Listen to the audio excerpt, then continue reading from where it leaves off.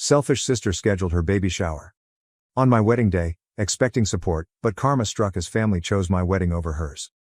I've come here to vent because I'm angry about the incident that happened a few days ago. The fact that my older sister, Portia, 30F, has a lot of main character energy irritates me in every manner.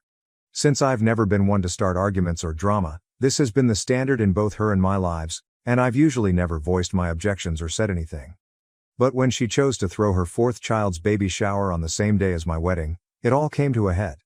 Naturally, I was devastated to learn of it just a few days prior to the wedding. I knew this small coincidence, as she described it, was intentional on her part because I had forced my family to RSVP to the wedding date months in advance. All it did was make me want to tear out her hair or mine. Since my family has always done things that way, I had a persistent suspicion that they would choose to attend her baby shower rather than my wedding. For as long as I can remember, she has always been the golden child, and I have always been the afterthought. I had hoped that this day would be about me, but I knew she was going to steal even this day from me because of her baby shower. I don't have the finest relationship with Portia, 25F. I would largely blame Portia's attitude and haughtiness, but I would also credit my parents' upbringing. In school, Portia was an overachiever. She participated in sports, excelled academically, and was well liked by her peers and instructors. Her parents were quite proud of her. That being said, I was only mediocre. Academically, I wasn't very good, but I wasn't awful either. My parents said that I had no relevant hobbies, and the fact that I attended the same school as my sister only made this worse. Because I was so different from Portia, not just in attitude, but also in abilities, all of my teachers, including the principal, used to be pretty shocked that we were sisters. We were compared all the time, and I was never good enough. My parents were not pleased with my lack of abilities. My favorite kid was Portia. Because she was a bright child, she was treated, pampered, and had everything done for her. As a child, I was informed unequivocally that if I become as good as Portia, my parents would treat me the same way. Because of my early years, I have a number of psychological problems with self-worth, which have negatively affected my quality of life. I knew by the time I was 13 that I would never be able to have a healthy and productive relationship with my family. I simply stopped interacting with the family after accepting that as my reality. I stayed in my room, largely kept to myself, and drew for hours on end. No one ever took it seriously, and it was the only true pastime I had. In a sense, I was the extra family member. Always an afterthought, never left alone, and always viewed with disdain or disdain because I was not good enough for my parents. Because I was too preoccupied scribbling to work hard and be a source of pride for the family like my sister, my mother even tore one of my sketch pads, calling me a scribbler. At that moment, I realized that no matter what I accomplished, they would only regard me as a smaller version of Portia and that I would never be able to compete with her, even if I tried, and I didn't want to. I simply ceased communicating with them as much as possible. Portia changed when she went off to college when I was 13. She had changed from being the good girl our parents had brought up. Without a doubt, she continued to do well, but she wasted money like crazy, refused to return home, and never answered their calls. My parents, I suppose, were affected by all of this and felt secluded and alone. After being parents to a single child for 18 years, the child suddenly showed little interest in them. That's when they started looking at me. They made an effort to bond with me and become closer, but I didn't want anything to do with it. I had been accustomed to being alone myself, so all of this attention only made me feel anxious. My parents wanted to play happy families, so I wasn't going to change the long period it had taken me to learn how to live alone. This infuriated them, and my situation worsened. They were always insulting me or yelling at me, and I could no longer stand it. Before attending college, I somehow made it through the following several years. Since then, I haven't had much communication with them. I can say that all of that doodling paid off because I have a degree in animation. I'm doing well for myself and got a decent job right out of college. I feel even more smug about the whole situation because this is not what anyone, especially my sister and parents, anticipated of me. Over the past 2 to 3 years, they have made numerous attempts to contact me in an attempt to become closer to me and other such things, but I have consistently graciously turned them down. I am more than content with the small family I have created for myself and no longer feel the need for them in my life. I reside with our adorable dog, Emma, and my fiancé, Edward, 29 months. I don't want them to interfere with my wonderful life, friends, or social circle. Before I started working, Portia got married a few years ago. I was obviously not invited. This is also one of the reasons I don't think their efforts to get back in touch are very sincere. When I was just a student, they didn't give a damn about me, But now that I'm successful, they're trying to be family and make amends. I am not one to be duped by their evil mask, and I can see right through it. I suspect that they are merely trying to reconnect with me in order to take advantage of me. She got pregnant immediately after graduating from college, had a shotgun wedding, and has never received a dime since because Porsche doesn't work. The family had always assumed that since she was the smart one, she would be the one making the money and that I would fail. They are attempting to patch things up so that I can be their cash cow now that there is no chance of her giving them any money. Since the day I was born, my parents have been like this. My extended family has improved significantly. Throughout my childhood, my Aunt Rachel, who has constantly criticized my parents for their partiality, was like a mother figure to me. Naturally, these accusations were strongly refuted, but over time, the entire extended family learned the truth. They have encouraged me to maintain minimal communication, and no one has put much pressure on me to mend fences with my relatives.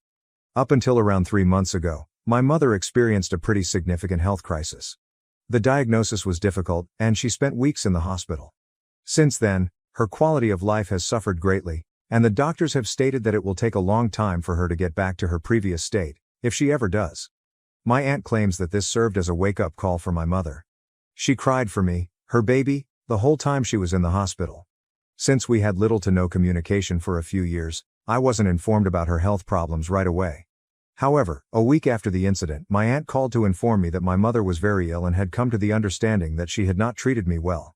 My mother has been crying non-stop since that day, pleading with me to contact her again because she knows she will die soon and doesn't want that to happen before I give her another chance to be a decent mother. I had struggled with this because I knew in my heart that my mother's desire to make amends stemmed solely from her need to avoid taking the blame for mistreating her own kid. It had less to do with me and more to do with her remorse.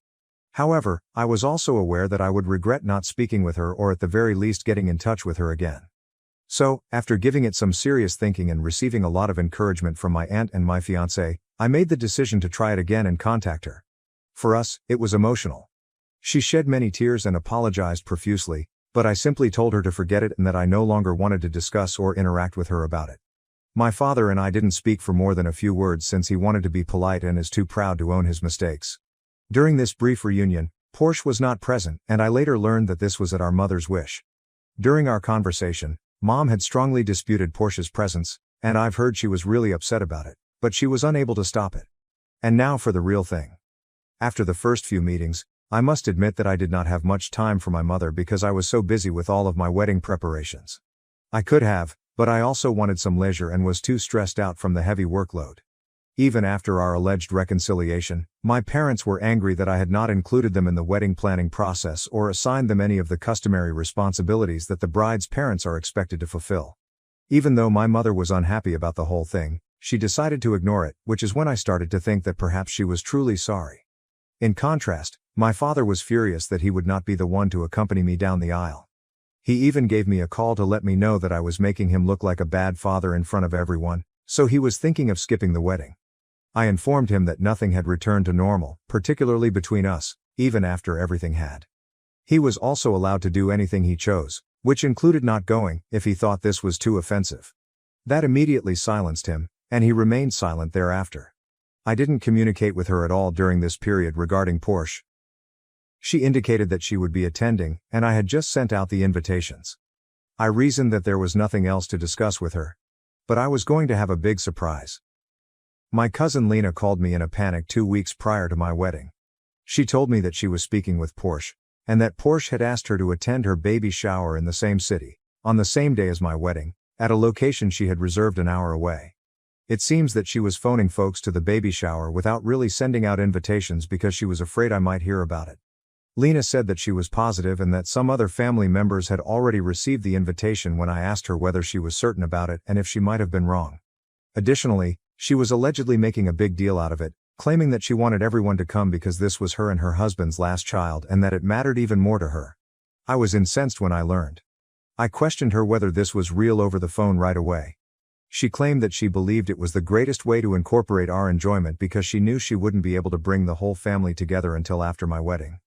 I should be happy that her baby gets to celebrate and attend my wedding in spirit, she stated.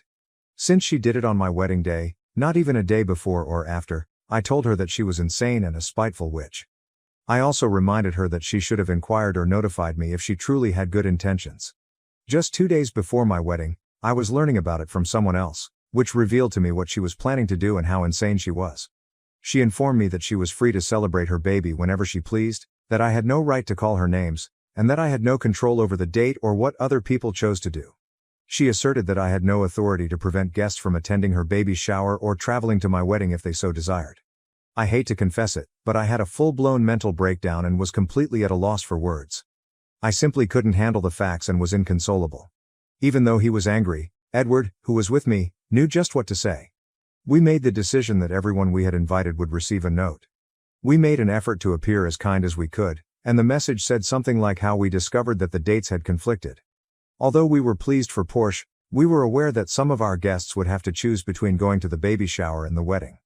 Additionally, we informed them that we were not in the mood for any more drama with only 2 weeks left until the wedding and asked them to confirm their attendance with my maid of honor.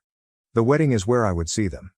I instructed my maid of honor to record everyone who confirmed their attendance so that we could modify the catering and other arrangements appropriately. We would simply go to the courts and be married if everyone decided to come to the baby shower.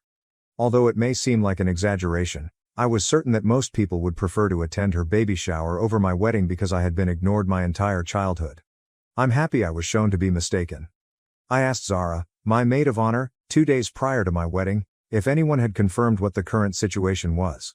She simply assured me that everything was under control and that I shouldn't worry about it. I still didn't know how many people had left me for Portia, so her response was not at all reassuring. She simply told me to relax and that she would handle everything. I was shocked to see nearly every member of my family who I had invited on the wedding day, with the exception of Portia of course, my father, who I had presumed, and my paternal aunt and her family. My mother, who is not the kind to do things without my father, was one of the people who made it, which surprised me greatly. The actual wedding proceeded according to plan, and I must admit that I was relieved my father wasn't attending. He would have created needless drama and pouted the entire time. I was therefore rather relieved that he was not there. Portia, however, was unable to tolerate this affront against her, especially since she was not accustomed to it. I noticed Dad and Portia arriving at the location as my ceremony was nearing to a conclusion and everyone was leaving for lunch. Zara stood up and prevented them from entering the building before I could say anything. Even though I couldn't fully understand what they were saying, I could tell that they were arguing and that the argument was becoming more heated by the moment. Portia even attempted to force her way inside at one point, and Zara did her best to keep her out, but my dad also forced through, and their combined might was too great for her. She burst into tears like a pampered child the moment Portia entered. It was real crying, like a baby, not just a few stray tears here and there. Seeing it was so repulsive and unpleasant. I was embarrassed because she was acting in such a way in front of Edward's family, our friends, and our co-workers, even though I knew my family was aware of her shenanigans. She insisted that I should have had the grace to postpone my wedding when I knew she was throwing her baby shower, and that everyone had come to my wedding rather than her final one. Before I could respond, Rachel claimed that she was the one who had stolen the wedding date, which I had decided upon months prior. She would have been the one to move her baby shower to a different day if she had any common sense. Portia glanced at my dad for support because she didn't anticipate being called out in that manner, but he was strangely silent. At that point, Portia boldly asserted that although marriages fail frequently and that I might marry again, she was definitely not going to become pregnant again. I wanted to slap her in the face because I was so angry.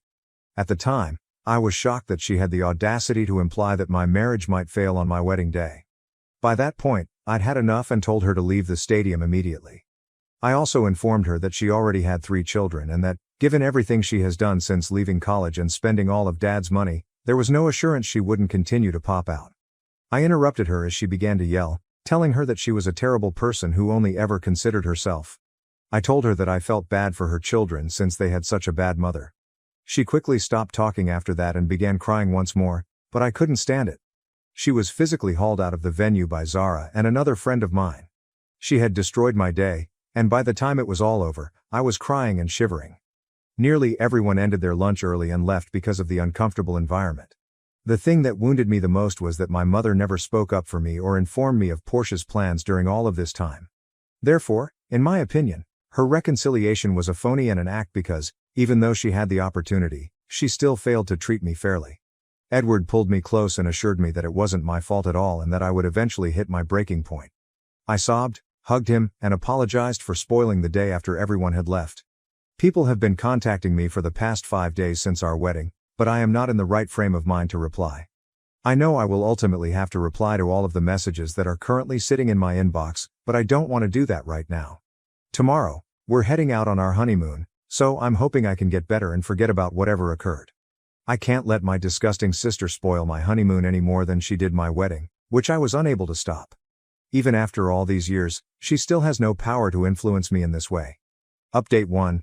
Hello, Reddit. During my honeymoon, I took a vacation from Reddit, which is why I haven't been updating. When I saw all of the comments, I was overwhelmed since I hadn't anticipated the post to become so popular, but I read them all. Here's a quick update because you're suddenly so interested in the narrative. Ed and I didn't really consider any kind of communication with my side of the family on our honeymoon.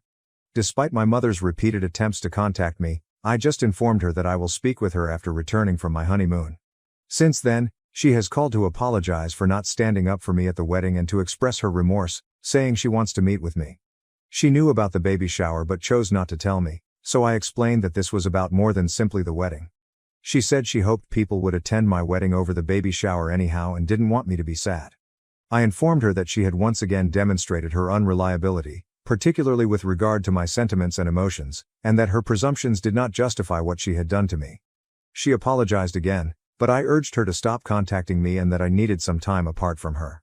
I told her that she had chosen to re-enter my life in order to show me that she was sorry, even though she attempted to use the "I'm sick" excuse. Her actions, however, have demonstrated the opposite to me, as she still chooses Porsche before me, even if it means ruining one of the most significant days of my life. I felt terrible for tearing into her as she was sobbing uncontrollably, but I knew I couldn't allow her to run all over me once more. I couldn't let her return with her similar antics and ruin everything because it had taken me years and years to feel mentally safe. I informed her that although I would be contacting her, I would do it at my own pace and that I did not want her to put any pressure on me to start dating her because it was obvious that she was not ready. I believe she thought she could use victimization to get me to give in, but when that didn't work, she handed the phone to Dad, whom I had no desire to speak to. I hung up the phone as soon as I heard him on the line. I blocked him when he wrote me a lengthy text that I didn't even bother to read. Other than that, I only received texts from family members expressing their regret that Porsche had attempted to overshadow me at my own wedding and essentially offering their support and sympathy. Even if I haven't answered them all, I will. Overall, the whole experience has made me feel a lot better, and I'm happy that I've broken off contact with my mother once more. I don't want my parents to destroy the family I've created for myself, and I don't have the energy to cope with them. Update 2. It's obvious that the drama is still going on, even though I had assumed it had ended. Jake, the spouse of Porsche, showed up at my house last night. I called him inside because he appeared rather forlorn and I didn't have the courage to turn him away. He apologized to me right away, claiming he was unaware Porsche had been plotting this. That's when I remembered that I didn't see Jake at my wedding for the entire episode. When I asked him what he meant, he explained that she had demanded that the date be changed because he had really scheduled Porsche's baby shower for a week after my wedding. She also explained to him that she wanted to hold the baby shower on the same day as the wedding because I hadn't invited them. He disagreed, saying that since we had been apart for a while, she shouldn't have been anticipating an invitation in the first place. He claimed that he would have been shocked if I had invited them and that he never tried to get clarification from me since he thought it was reasonable that I hadn't. He was embarrassed to learn the truth about what had truly transpired that day, and he only learned it because my mother informed him. He inquired if there was anything he could do to improve the situation overall and expressed his sincere regret, saying he wanted to apologize on her behalf. I informed him that his wife was an adult who was capable of accepting responsibility for her own conduct and that he had no need to apologize because he was not present. I told her that if she didn't apologize, it didn't mean anything and that she needed to learn to accept responsibility for her actions.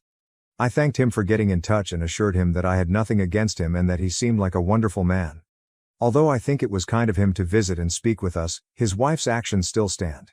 To be honest, I am aware that I will not forgive her even if she were to apologize in the future. Now that she has dug her grave, she can rest in it. Update 3. Jake and Portia are on the verge of getting a divorce. It seems that they had been at odds for a while, and her actions at my wedding were the final straw. She has been running around accusing me of being the cause of her divorce, but I suppose that everyone has had enough of her shenanigans and is no longer prepared to put up with her self-pitying rant. It had been made clear that this would only be a temporary arrangement, but the last I heard, she was going to move in with Mom and Dad. She even contacted me to offer to watch her children for free, claiming that this would be my way of making amends for destroying her life. I don't want to get involved in this drama any longer, so I immediately blocked her everywhere. Although I am unaware of the specifics of their divorce, I am aware that Jake is attempting to obtain sole custody of all the children because he believes she gives them an unsuitable and unstable environment in which to grow up. Although I am unsure of the outcome of their divorce, I am aware that she is in tremendous difficulties and that no one is currently prepared to assist her. So, it's unclear what will happen. I've completely bowed out of this whole mess and, consequently, my family. That's all I know. I lived a quiet and contented existence before they made the decision to contact me again, and this is far more bother than they're worth. My Aunt Rachel and a couple of my cousins are the only members of my family who I currently choose to be around because they were there for me during the whole wedding disaster. I have the utmost gratitude for their unwavering support. I'm going to be extremely protective of my boundaries going forward since they are the only people who deserve to be in my life. My husband has informed me that he intends to go on a gaycation with his Bill in Ibiza. How should I handle this? Original post. Hi there, I really wish I didn't have to make this post, but here goes. So me and my husband have been happily married for about 16 years, give or take. We both have stable careers, good family life, and are fairly fortunate despite the cost of living racking the UK right now. We have 2 boys, 15 and 10, and up until this Sunday, thought we had it pretty good. We argue sometimes of course but never get too bad, and we have a pretty decent sex life with some exploration, but I won't get into that. Long and short is, on Sunday, just after I dropped our boys off at their friends, my husband asked me if we had the house alone and more importantly, do I have a minute? I said yes and he sat me down, then got out this printed poster for some sort of orgy, and started explaining to me the concept of a gaycation. How it's where straight men go to somewhere with sun, sand and booze, and become gay, for the duration of the trip, but that's fine because it doesn't actually count, because what happens on the gaycation, stays on the gaycation. I was just completely silent and mortified, even more so when he said he was looking into booking a trip to Ibiza next year with his BIL, his sister's husband, to experience it for himself. When he finally let me speak, I just said, I need him to be clear with me, is he gay? Because if yes, that's okay, but we need to figure out what happens going forward. I didn't let myself get angry or upset, I was just stunned. He swore up and down how he's not gay and he's 100% attracted to women and of course still loves me and our boys. So I said, well, do you think you're bi maybe? And he got very defensive, saying how I need to drop the accusations and that this is the beauty of the gaycation. It allows straight men to experience gayness without actually being gay and how it's like going to an aquarium. And again he was adamant he doesn't find men's bodies or genitalia exciting at all, but he needs to experience this apparently. I said, well, I'm really not comfortable because even if he was bi, this would be explicitly cheating on me, and he got angry and reiterated he's not, because that's the beauty of the gaycation, etc. I just had enough and left the room. I ignored him for the rest of the day, but we spoke at tea where I again asked him, why does he want to do this so badly if he's not gay? He said how he's interested in how gay men's lives differ to straight men's and that unfortunately, once the gaycation begins, it's simply impossible for a man to resist and he must surrender himself mind, body and soul, to the gaycation or be destroyed. I really can't put into words how surreal it was, because he was speaking so matter-of-factly and he again insists this is a thing that straight men do all the time and how he's actually doing it a bit late. I just said to him if he has any love for me then he can't go ahead with this, and if he does, the marriage will be dead. We didn't speak anymore after that.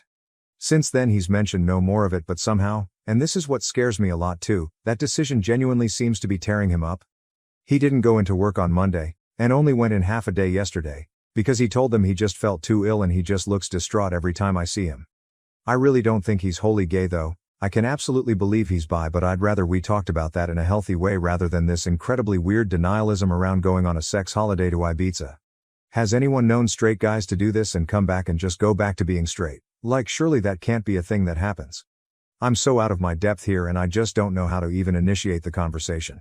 For the record, I also haven't mentioned it to his sister yet. I don't know how I'd even break it to her. Thanks for any help, I just don't even want to think so. Being able to get this out there has helped even just a little bit. Edit. Wow, this blew up. This has been incredibly sobering and I think I've now confirmed what I already knew to be the case. The marriage is dead, one way or another. In a way I was in denial about that. I have contacted my SIL and she initially screamed at me, calling me a liar and even insisted I was trying to steal her husband. She rang me back shortly after, apologized and admitted she was in deep, deep shock. I have asked my parents to look after the boys and we're going to meet tomorrow to discuss this deeper. I have also texted my husband and told him he will need to make alternative accommodation arrangements, but he will not be sleeping here tonight and a bag will be waiting for him. Not sure if the mods want to lock the post or not, but I think I've got my answers. Thank you for all the kind words, especially Champion Flight, who really gave me the good dose of reality I needed. P.S. I see a lot of people asking about the aquarium, and at risk of doxing myself. There is a pretty famous aquarium in the UK called the Deep. At the very end you walk through a tunnel that goes underneath the main fish tank, so it's quite immersive, I suppose. My husband explained the aquarium thing and that it's a bit like that. You go there and you observe the fishes, you even get a bit up close, but you never actually enter the water, get emotionally invested, or become a fish gay, so it doesn't really count. It was a very bizarre analogy, and I pointed out it still makes no sense, and he just got more in a huff and how I just don't get it. And frankly I still don't. Relevant comments. Commenter 1. Your husband isn't proposing a gaycation. He's proposing cheating on you with men while using magical thinking to pretend it doesn't count. The fact that he's planning this with his sister's husband makes it even more disturbing. His bizarre explanation about surrendering mind, body and soul isn't straight man curiosity. It's someone desperately trying to justify exploring his sexuality while keeping his heterosexual marriage. His depression about not being able to go isn't about missing a vacation. It's about being forced to confront his sexuality without his convenient, "what happens in Ibiza stays in Ibiza," excuse. His meltdown over not going shows how desperately he wants to avoid facing this reality. I read over this multiple times, and I guess the worst part is I know you're completely right. OOP should consider about the divorce. OOP. I wanted to avoid the divorce option, but I guess it's the only option, isn't it? Commenter 2. So this is just a thought, but I'm wondering if he was really planning on doing the gaycation or if that was just a cover to try to get you to agree to it. What if the real plan was to get with women while he's down there? That. I hadn't really thought of that, TBH. And now the thought terrifies me. From the way he was talking about men, the fact he had a poster for a gay orgy, I mean, it's one hell of a bluff surely. Commenter 3. Tell him you are going to have a straight action while he's gone and you are going to surrender mind, body and soul to other men. Honest to God, if my husband proposed this to me, I'd use his time away to pack up, move out and have divorce papers waiting for him. Update. November 28, 2024. So when I last posted, I'd contacted my husband to tell him he wouldn't be staying at home tonight and a bag would be waiting for him. As you can imagine, we argued. Quite badly. I won't go into the specific details, but no, I'm 100% on board with the fact at a minimum he's bi, might even be gay altogether.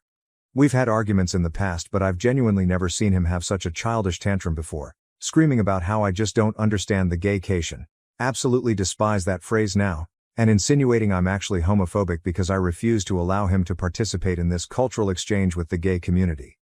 A lot of you asked him if it'd be acceptable if the roles were reversed, and I did say would it be acceptable if I went and slept with other guys during that week. Like fucking clockwork, he was very angry and offended, saying it's completely different because a gaycation means nothing and what happens on the gaycation, stays on the gaycation, etc. So doesn't actually count. Whereas I'd just be straight up cheating? Well, I turned it around on him. No, but you see, what happens in Manchester stays in Manchester. It doesn't mean anything, it doesn't count. It's like birdwatching. And I think it got through to him.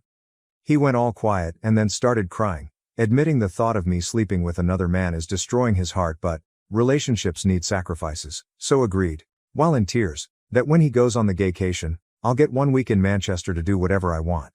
He doesn't want me to, but that's fair in a twisted way, he supposed. I told him to get out of my house. Thankfully he left without a fight.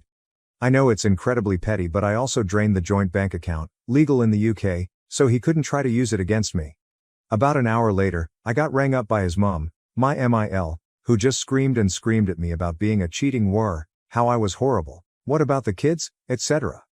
When I finally got my composure back, I just said, ask your son about the gaycation. Obviously at first she got angry, but I said no, just ask him about the gaycation. He'll explain, but she called me a fucking joke and hung up. Later on, getting into the evening, I got another phone call from her in floods of tears. She was very apologetic and I told her she doesn't need to be the one to apologize. She was so upset she put Phil on the phone, and while he sounded calm, I could just sort of tell he was on the warpath. Again, very apologetic, and said he overheard that phrase, asked my husband, and husband initially said no, it's nothing, before explaining how it's a modern thing, men to do, etc., and gave them the same spiel about how what happens on the gaycation, men cannot resist the gaycation, how a man must surrender to the gaycation, etc. FIL just said they told him to leave or they'd call the police, don't care where he goes, but he wasn't staying there. Husband tried to call me while I was on the phone, but I just ignored it, and Phil just said he was so sorry for me and they have my corner in this, so. That's one thing. Told them to be there for their daughter because it sounds like Bill is involved. Husband didn't tell them that. And Phil just said he had to go because he was so angry. Got a text from my husband after the phone call, which was all weirdly rambly, saying about how I'd abused the gaycation to destroy his marriage and destroy his life, and again insisted I, and his parents, were homophobic for doing such a thing. Told him we'll talk when he grows up and blocked his number. I took a day off work myself to have the locks changed this morning, so that's 500 pounds gone, but whatever. At least I know he won't be coming back. I'm going to look into how to proceed with a divorce and then we'll move from there. Oh, of course, there's also my brother-in-law. So I haven't yet met with Sil. She was in such a state and has taken this far worse than I have for reasons that'll be clear soon. We're going to maybe try tomorrow, but we did talk over the phone and I eavesdropped on the conversation with her husband where she put her phone on speaker and I went on mute. Her husband got home earlier, she made him come home, told him there was an emergency, and just said to him, "Can you please explain what a gaycation is?" She told me afterwards she was praying he'd look confused, or just be like what, or anything like that. But instead he just sat her down and explained that a gaycation is a new thing where straight men go to gay hotspots and participate in gay sex acts, but it doesn't count because there's no investment and because what happens on the gaycation stays on the gaycation. He said it's like writing down angry thoughts and putting them in a drawer. You never have to see them again. Whole time, Sil is in tears as he just calmly bats off the same points my husband did about how it doesn't count, and he even did the whole thing. It's impossible to resist, you must surrender or be destroyed shit. I seriously think they must be speaking to a dominatrix or something. Are there even male doms? Because surely neither of them are that into this to actually make that up on their own. I really don't want to go into what was discussed, for her sake, but it did become very apparent to me that the Bill is into sissy hypno porn and at times conflated that with the concept of a gaycation. There was this utterly surreal moment where Sil is just trying to wrap her head around this while also in floods of tears, and he explains, so genuinely, so matter-of-factly, that for most men, the gaycation is either a one-time or annual thing, but some men go on the gaycation for years, and others simply never return, because they use hypnosis and mind control to be totally feminized, into a state of permanent pseudo-gayness. She said in disbelief, surely if you're taking it up the arse willingly because you want to, that makes you gay. And he said no, because that's the beauty of the gaycation. You can do all this gay stuff but you don't interact with the wider gay life experience. She asked him if the sissy stuff is what he wanted and he said, not on a long-term basis, and was adamant this is something all straight men do, but she wouldn't get it because she's a woman. Then there were more insinuations of homophobia. Well, that marriage is dead too, I suppose. The whole ordeal ended when she said to him he has a choice to make, and he said, no, he doesn't need to make this choice because the beauty of the gaycation is that it allows him to keep his marriage because it doesn't count. She said that's not the choice is whether he's leaving the house that night or she is. Only good thing he did was leave. Me and Sil spoke about it after that and I'm just, still utterly stunned.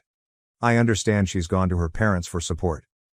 What exactly did we do to have our lives destroyed in such an abrupt, bizarre, embarrassing way? Per some advice, I'm going to look at devices and bank statements to see if I can find any definitive proof of cheating. After that, I suppose I'll figure out how I tell the boys why their father won't be coming home. Edit. Spoke to another Sil. My husband's family is older sister, him, younger sister, original Sil, and gave her a skimmed-down version of it. She asked her husband and thankfully he was deeply confused, but then mentioned about 2 years ago at a birthday party, he was approached by my husband and Bill about signing up to some online boot camp around BDSM crossdressing. He assumed they were taking the piss out of him, so told them to fuck off and never really thought of it again. The fact that this has been going on for that long is making me want to throw up. P.S. For the poster who said about divorce options, I'm actually going to look into adultery because plain and simple that's what this is. Top comments. Commenter 1. Your husband and Bill are deep in a shared delusion that's destroyed 2 families.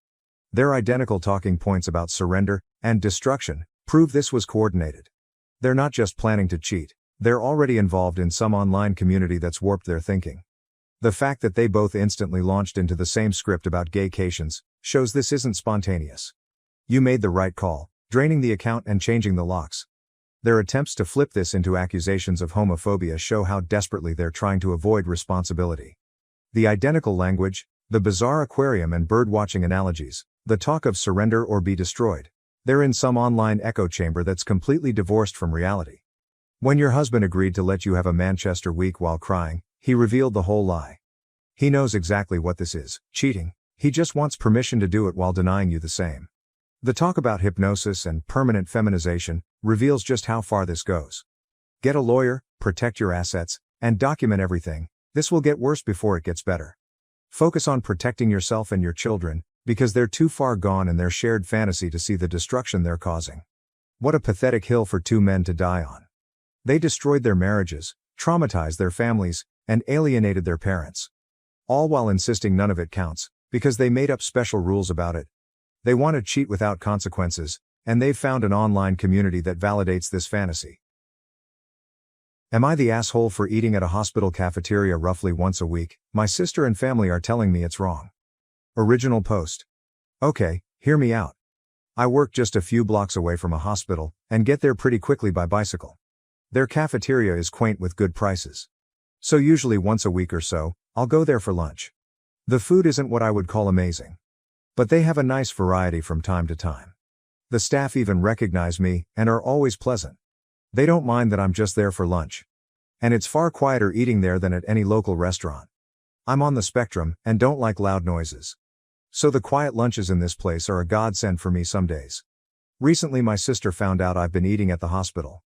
And went off on me over how hospital cafeterias are only supposed to be there for people who are at the hospital because they need to be. I retorted that I was giving them business, and it's not like I was taking food out of the mouths of patients, and I only went once a week. So what was the big deal?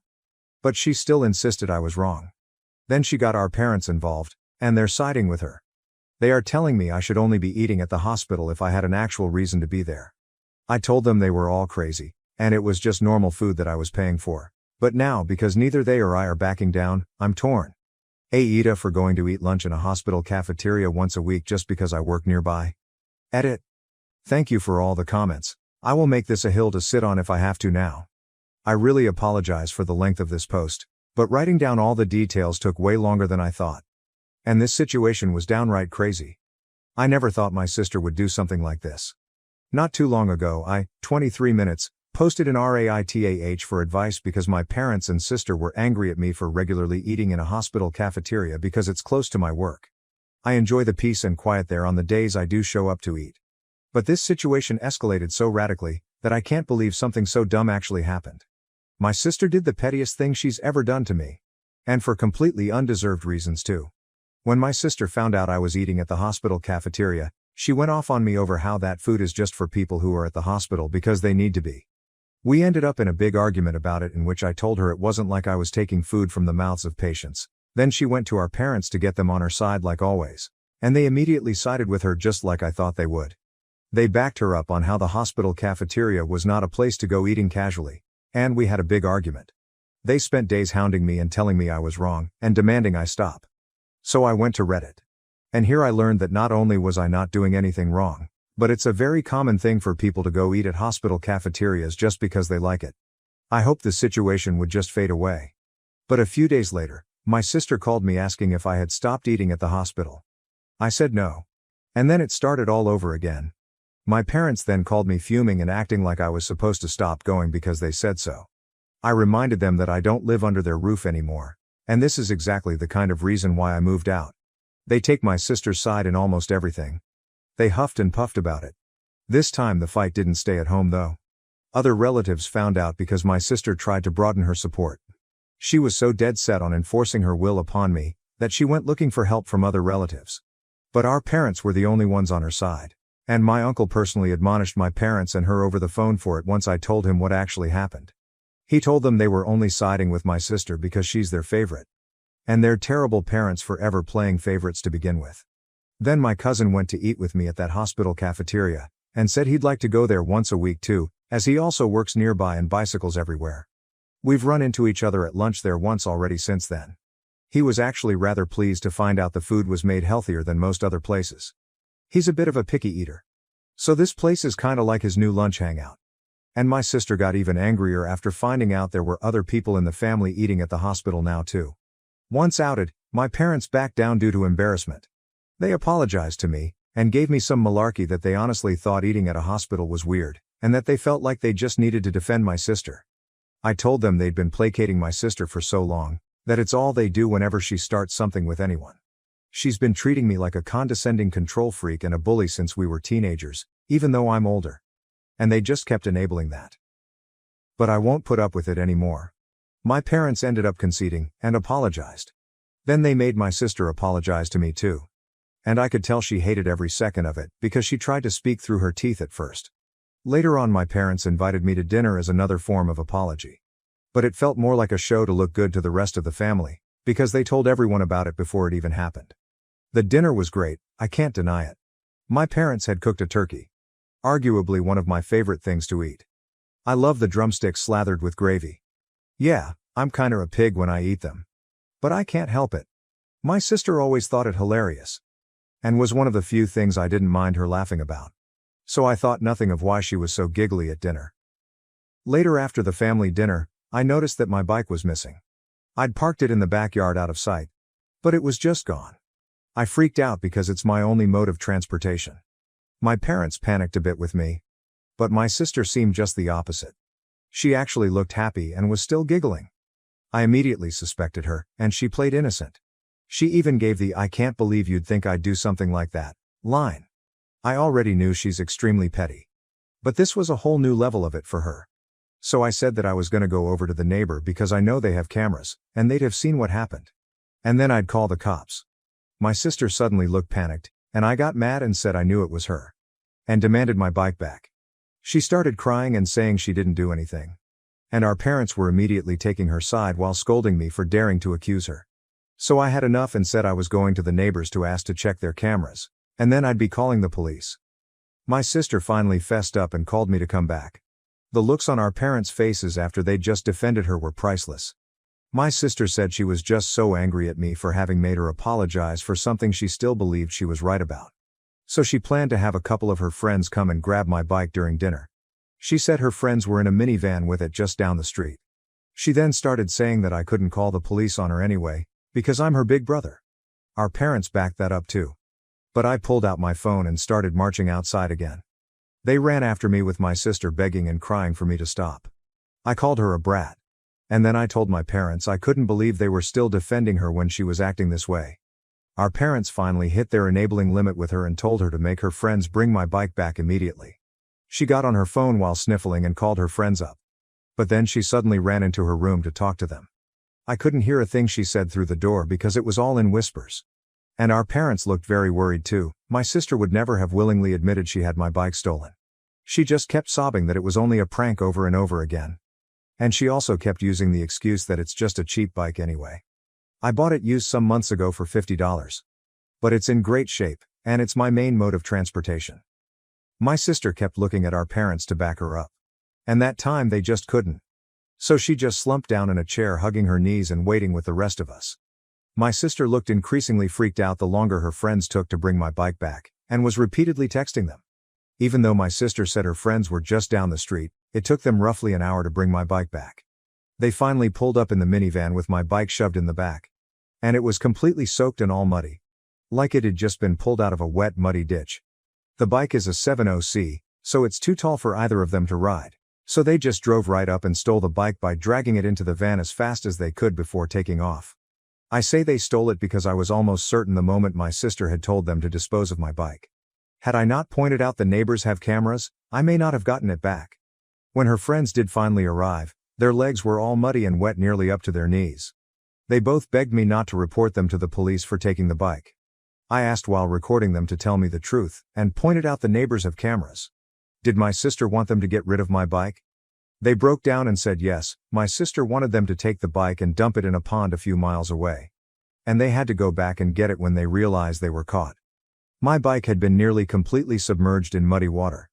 Thankfully I didn't have many added accessories on it other than a detachable headlight and my water bottle. But the water bottle was missing. I wasn't surprised by what my sister's friends told me. And I had them tell our parents too. They laid into my sister till she was bawling on the floor, kicking and pounding like a toddler. I had never seen my sister act that way since she actually was a toddler. And I found it mortifying that she was still like this on the inside. Then she shut herself in her room. Her friends were banned from ever coming to my parents' house again. Then my sister was forced to come out of her room by our mother, and make another big apology to me. Our father then forced her to wash and oil my bike from stem to stern under his supervision while I took apart the headlight and cleaned it out to dry it. By the time my sister was done, it was dark outside. She glared at me like I was the devil when she came back to the house. But our parents shut her attitude right down, and said they've never been more embarrassed by her in their lives. She went back to crying in her room. I had a very frank discussion with my parents about my sister's childlike behavior. And how it stemmed from their spoiling and enabling. I said I couldn't believe I had to be the voice of reason. But the fact that she was on the floor crying like a toddler, kicking and pounding, showed that she's still mentally a child because of them. And they kept making me the scapegoat when she screwed up, so she barely knows any sense of accountability. For once they didn't argue with me about it. And then my father silently drove me and my bike back to my apartment with his SUV. He also gave me some money to replace my bike's missing water bottle before we parted. My sister and her clique used to harass me a fair bit whenever we ran into each other. They made fun of me as a group whenever possible. And I usually just ignored them because they bored me. And that really seemed to tick them off. But after the bike incident, I got sent numerous messages from numbers I didn't know cussing me out for making my sister cry over a silly prank. Knowing her, my sister probably fed everyone she knew a very different story on what happened. I texted lengthy replies of what actually happened, and even stated I have recordings of her friends admitting the truth. Some people at my sister's college found out what actually went down. Maybe from my texts, maybe her friends spilled the beans. But it embarrassed my sister so much she came home having a crying tantrum about how people there were calling her and her friends bees and bike thieves. I may not have gone to college. But I know students who need them are very protective of their bikes. A lot of them live on shoestring budgets after all. My sister said someone even joked that they shouldn't leave a bike around her, because it might just disappear if she had to apologize to anyone. My sister ended up so upset that she refused to leave her room for 3 days to have her pity party. My parents called me up to try and turn everything on me again. I reminded them about the discussion we had days before, and that they needed to stop babying her, and let her deal with the repercussions of her own actions. If she fails her classes again, it's because she's not trying like she should be. Then I went off on them. We were just looking for someone to blame to make her feel better. She made the problem. Not me. And I wasn't gonna be the one they make the scapegoat anymore. My sister is an adult, and she needs to act like it. They sounded defeated, and then apologized before ending the call. Looks like they were genuinely hoping I'd just sit back and take the blame so my sister would get better. But I never will again. Now my parents are trying to pretend this all never happened, and my sister as well as her clique are avoiding me at all costs. Which I suppose is fine with me. Because I don't want any more drama. But the next time something like this happens, I won't take it from them. TLDR. My sister made a big deal of me eating at a hospital cafeteria, and then had her friend steal and dump my bike just because I made her apologize to me. Now she's being ridiculed by everyone. Relevant comments. Aquavanatus, I remember your post on AITA. Your sister is that bratty that she would have her friends steal your bike and ruin it just to make a point? And, your parents don't see a problem with it? What did the rest of your family say about this? Oh, they were furious with them. I didn't include details about it because the post was already way too long, but my aunt and uncle gave my parents one hell of a dressing down, twice. The first time in person the day after the bike theft happened. They had a long discussion with my parents over how their babying has prevented my sister from growing up. And she wouldn't be able to function without them if she never learns to become an adult. The second time was after my parents called me to try and make me take blame when my sister locked herself in her room for 3 days. I talked with my cousin that evening when we met up to have dinner together. And he told his parents, my aunt and uncle. And they called my parents to ask them what the hell. Then told them that they were beyond ashamed of them that they still tried to make me the scapegoat. And that they didn't care if old habits die hard. It's gonna stop. Let's just say my sister wasn't the only one crying anymore. No one has told me anything about what's going on with my sister at her college for a while. And she's avoiding me. My parents have also not spoken to me since that call. So I have no idea what's going on at their end. I'm divorcing my husband after he invited his ex for dinner and humiliated me. Now, everyone's saying I'm wrong for wanting out.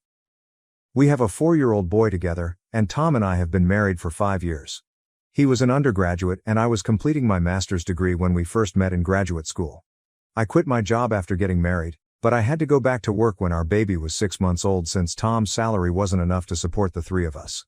Many arguments resulted from that choice since Tom believed it was disrespectful to him in some way and demonstrated my lack of confidence in his skills. I tried to persuade him for weeks that this was not related to his ability and that, in my opinion, 2 salaries would be preferable to 1. After he learned he could take some time off work to spend with our son, he finally warmed up to me after being angry with me for a long. The drawback was that I ended up doing all of the housework in addition to my job.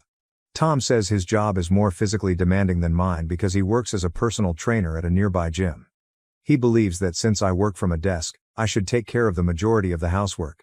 Despite working longer hours, he said, home chores shouldn't be too taxing for me because I don't perform much physical activity at work. We had agreed when I first started working that he would assist with at least some duties, but every time I returned home, the job was only partially completed. He often claimed to be too tired as an excuse. We would argue about it all the time until I finally gave up on trying to get him to do his share. To prevent the frequent conflicts, I started taking care of everything myself. I started smoking because I was so stressed out.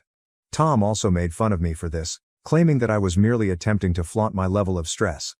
In addition to enduring Tom's constant criticism of my poor cooking, which was mostly his fault because he never assisted with meal preparation and I had to juggle everything between work and other responsibilities, I had been living like this for the past few years. Knowing that leaving would have an effect on our son's life, I stayed solely for his sake. I finally gave up and hired a maid last year, covering her money out of pocket. Tom continued to make fun of me because he believed it was a reflection of my poor housekeeping abilities. He was often contrasting me with his mother, his aunts, and other women he knew who had no trouble juggling work and home. He would simply laugh it off and tell me to calm down because it was only a joke, even though I would counter that these women most likely had supporting husbands. I would be much more enraged by that. We would occasionally have fun together, but the times he would irritate me were what I remembered, and I had been thinking about getting a divorce for a while. When Tom brought his ex-girlfriend Lucy, 28F, home for supper last week, I finally lost it. His high school girlfriend Lucy and he dated for nearly 6 years before splitting up because they were attending different universities. The first time he saw her was at the grocery store. She had just moved into our area and had asked her over for supper without even asking me. Even after our marriage, Tom's friends would frequently bring her up and make fun of him for it, so I knew these two were quite the item in high school. However, that didn't prepare me for his overly pleasant and flirtatious behavior during dinner. He was clearly attempting to irritate me, and it was succeeding. That was the second strike. Then the third strike. He began making jokes about what a messy housewife I would be and how fortunate I was to have my career as a justification.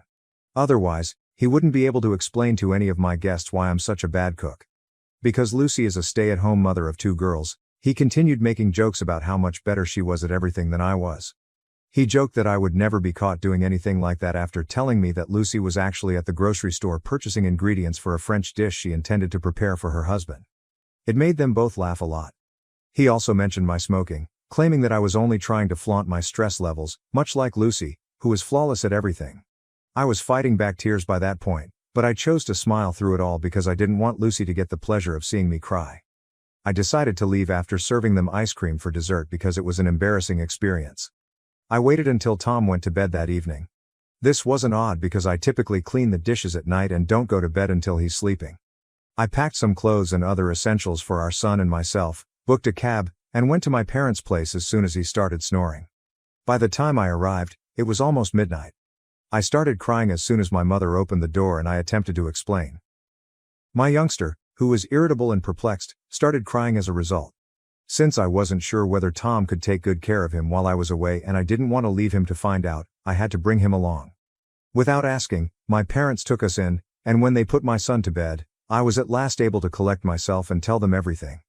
Tom called me in a hurry the following morning to find out where I was.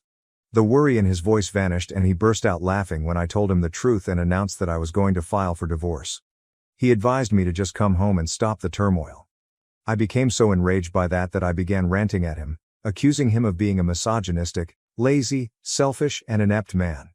He finally appeared to get that I was serious when I told him that I would rather be single for the rest of my life than return to him. He began arguing with me on the phone, accusing me of exaggerating and making a huge fuss out of nothing, rather than offering an apology. He asserted that there was no need to take things personally and that his jokes were merely an attempt to lighten the atmosphere around Lucy. The problem is that his jokes weren't hilarious. They were nasty and cruel, especially considering that I was already making every effort.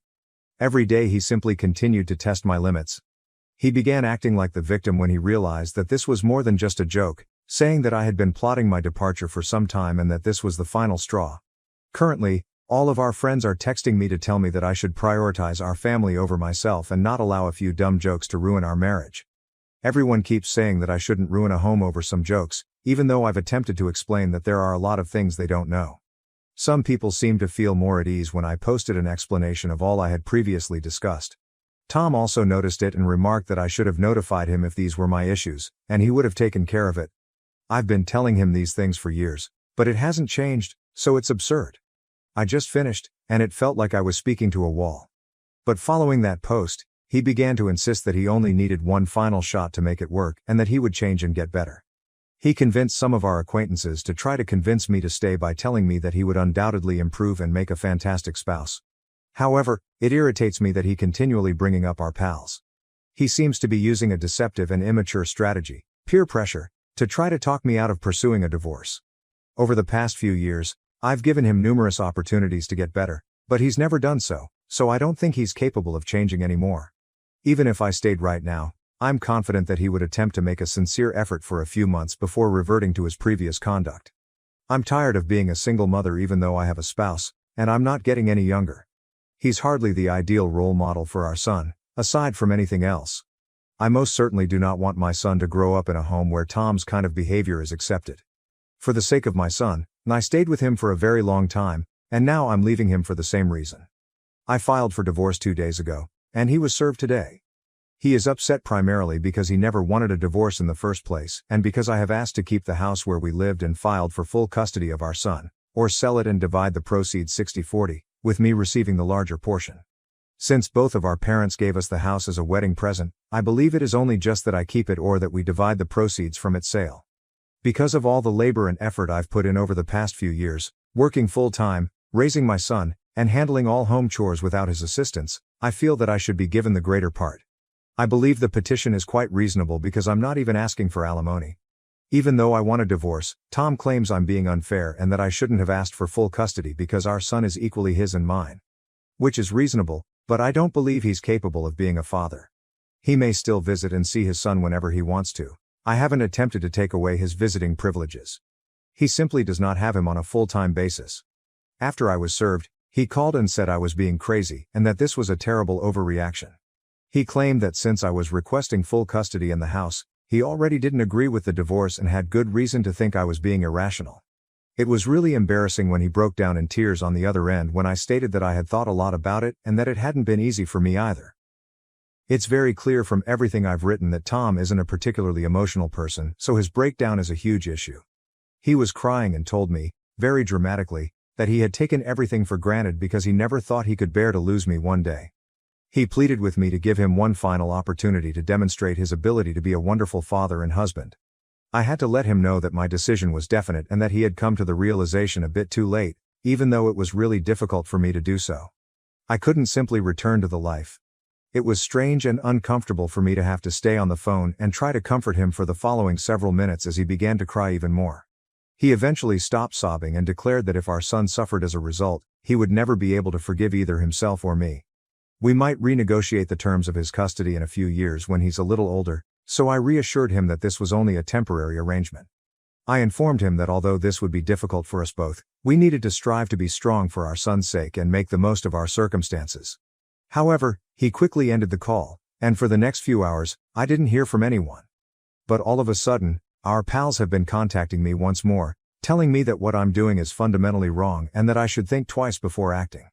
They're arguing that rather than being so heartless and self-centered, I should give it some thought since Tom is pleading for one more chance.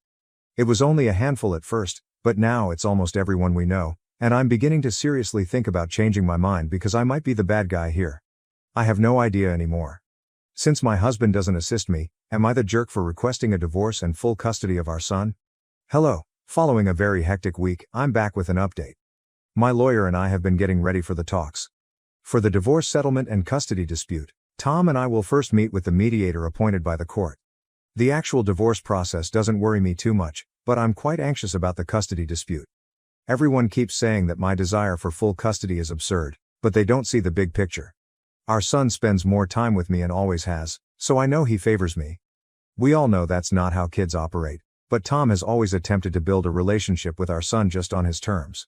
Observing Tom's abrupt change into a worried father has been one of the most annoying aspects of the previous week. He has been making false claims on social media about how much he misses his son and how unfair it is that he is unable to see him. He hasn't attempted, but he is welcome to come at any time. These posts have been reposted by a number of mutual acquaintances, who have added their own remarks about what a loving parent he is. The truth is very different. Even our son's daily schedule, preferred meals, and allergies are unknown to Tom. He called us only recently to inquire if our youngster still enjoys dinosaur-shaped nuggets.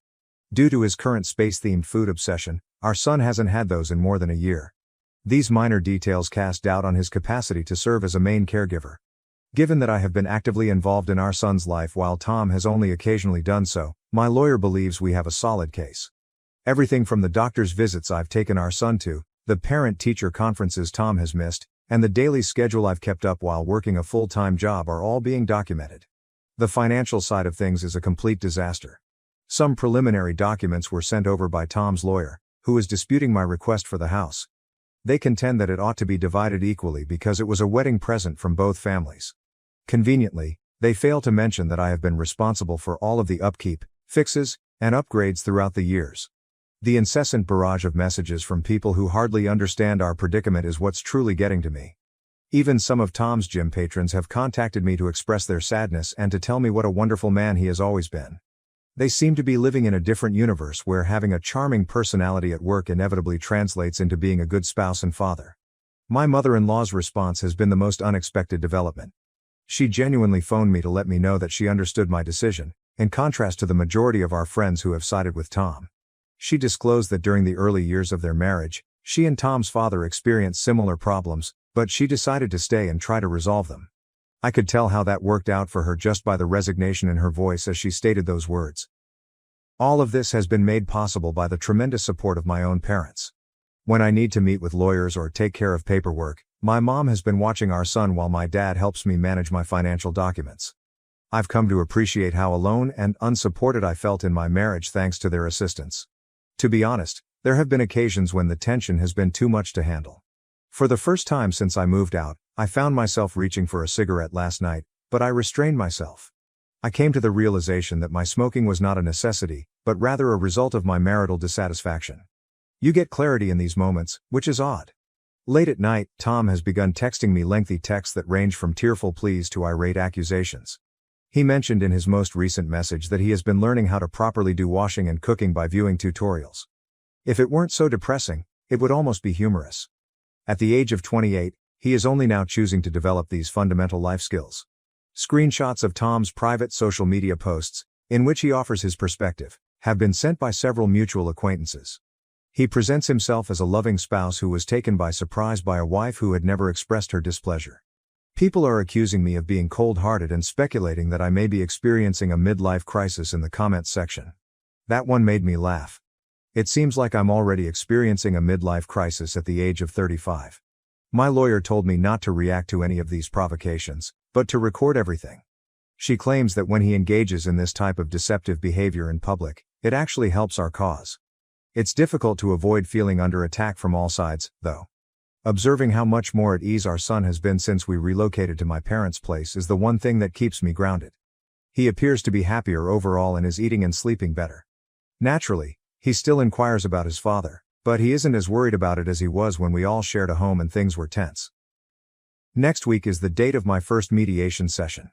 Even though my lawyer has prepared me for this, I'm still anxious. I'm aware that it will be a challenging process because Tom's attorney has already stated that they intend to vigorously oppose the full custody request. Every day that goes by makes me feel more certain about my choice, even with all the pressure and second guessing from others. I've been reminded of what a supportive home is like by living with my parents. For the first time in years, I'm getting enough sleep, and I'm beginning to recall my former self before I got so caught up in trying to make an impossible scenario work. As we begin the legal proceedings, the upcoming weeks will be critical. After the mediation session, I'll provide another update, but for now, I just wanted to express my gratitude to everyone who helped me with my first post.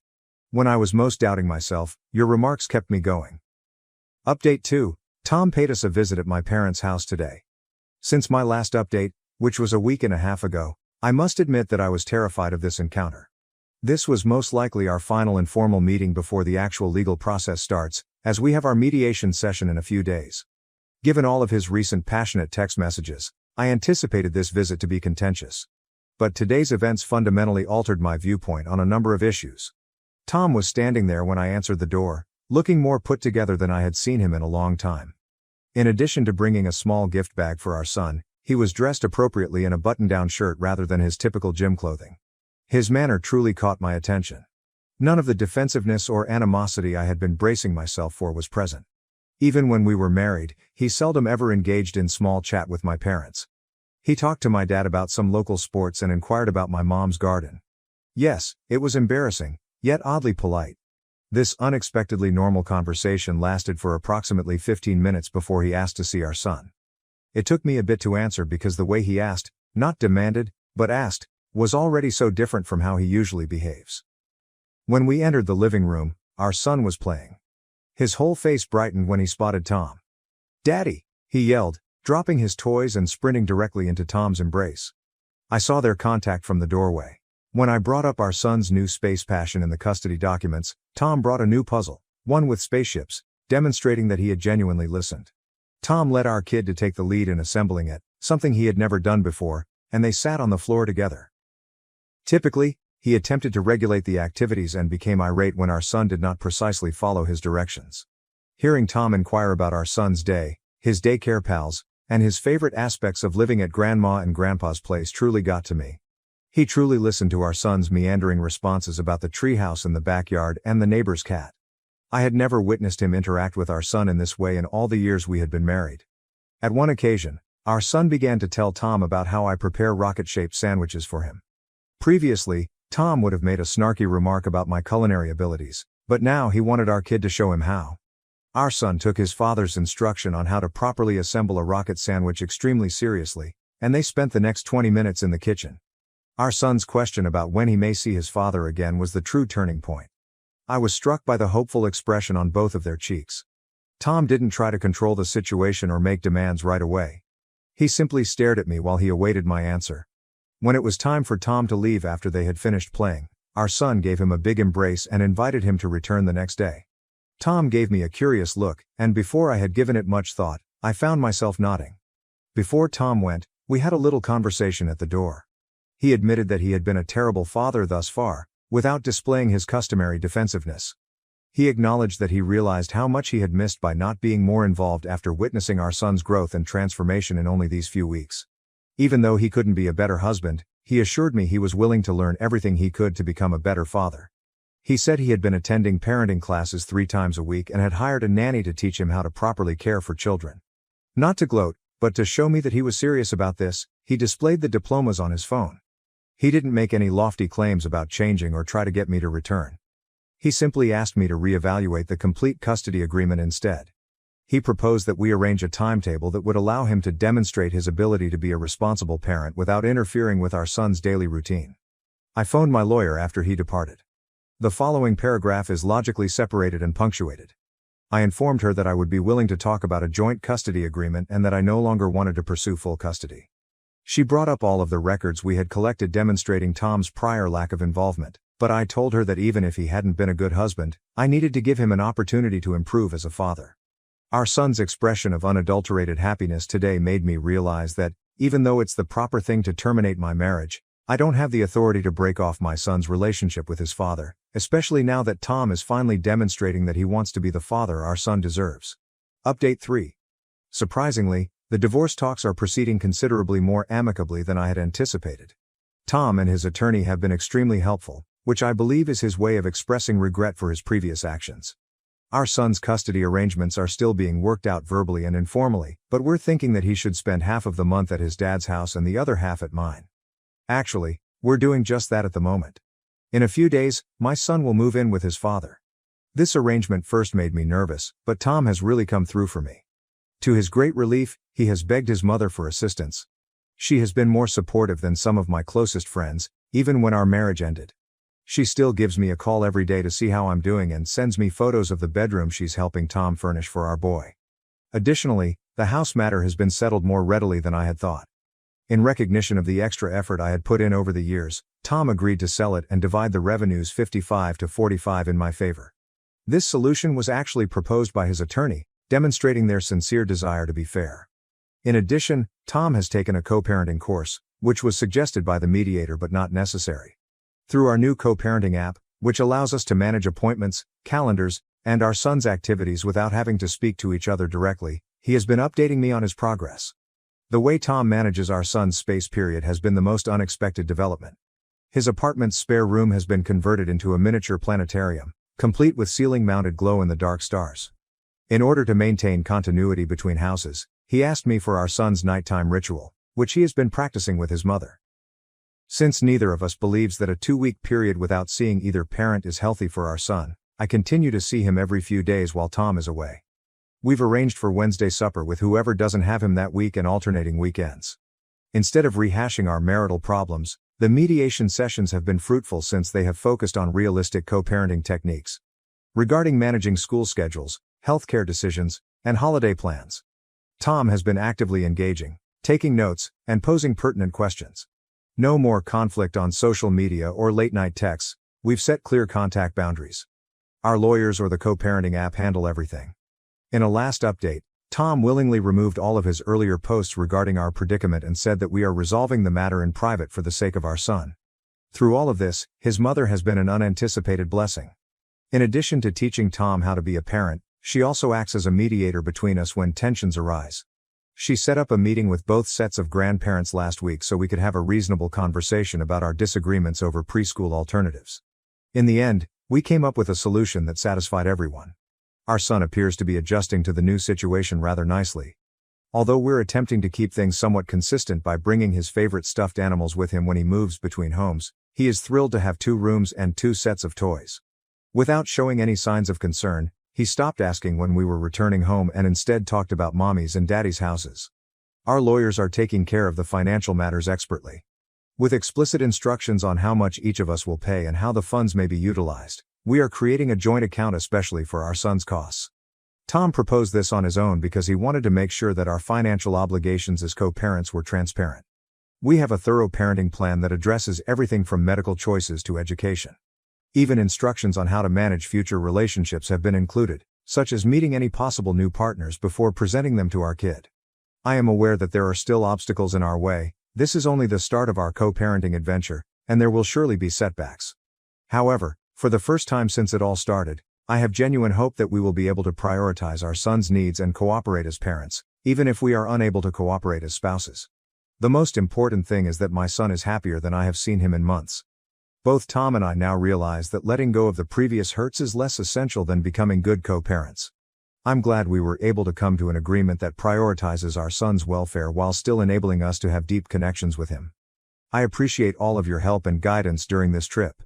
When I was having self-doubt, your advice kept me going and helped me make choices that would benefit my son and myself. This community has been an amazing source of insight and strength. My sister sabotaged my wedding dress and announced a fake pregnancy at my son's birthday party, but what I uncovered next destroyed our family.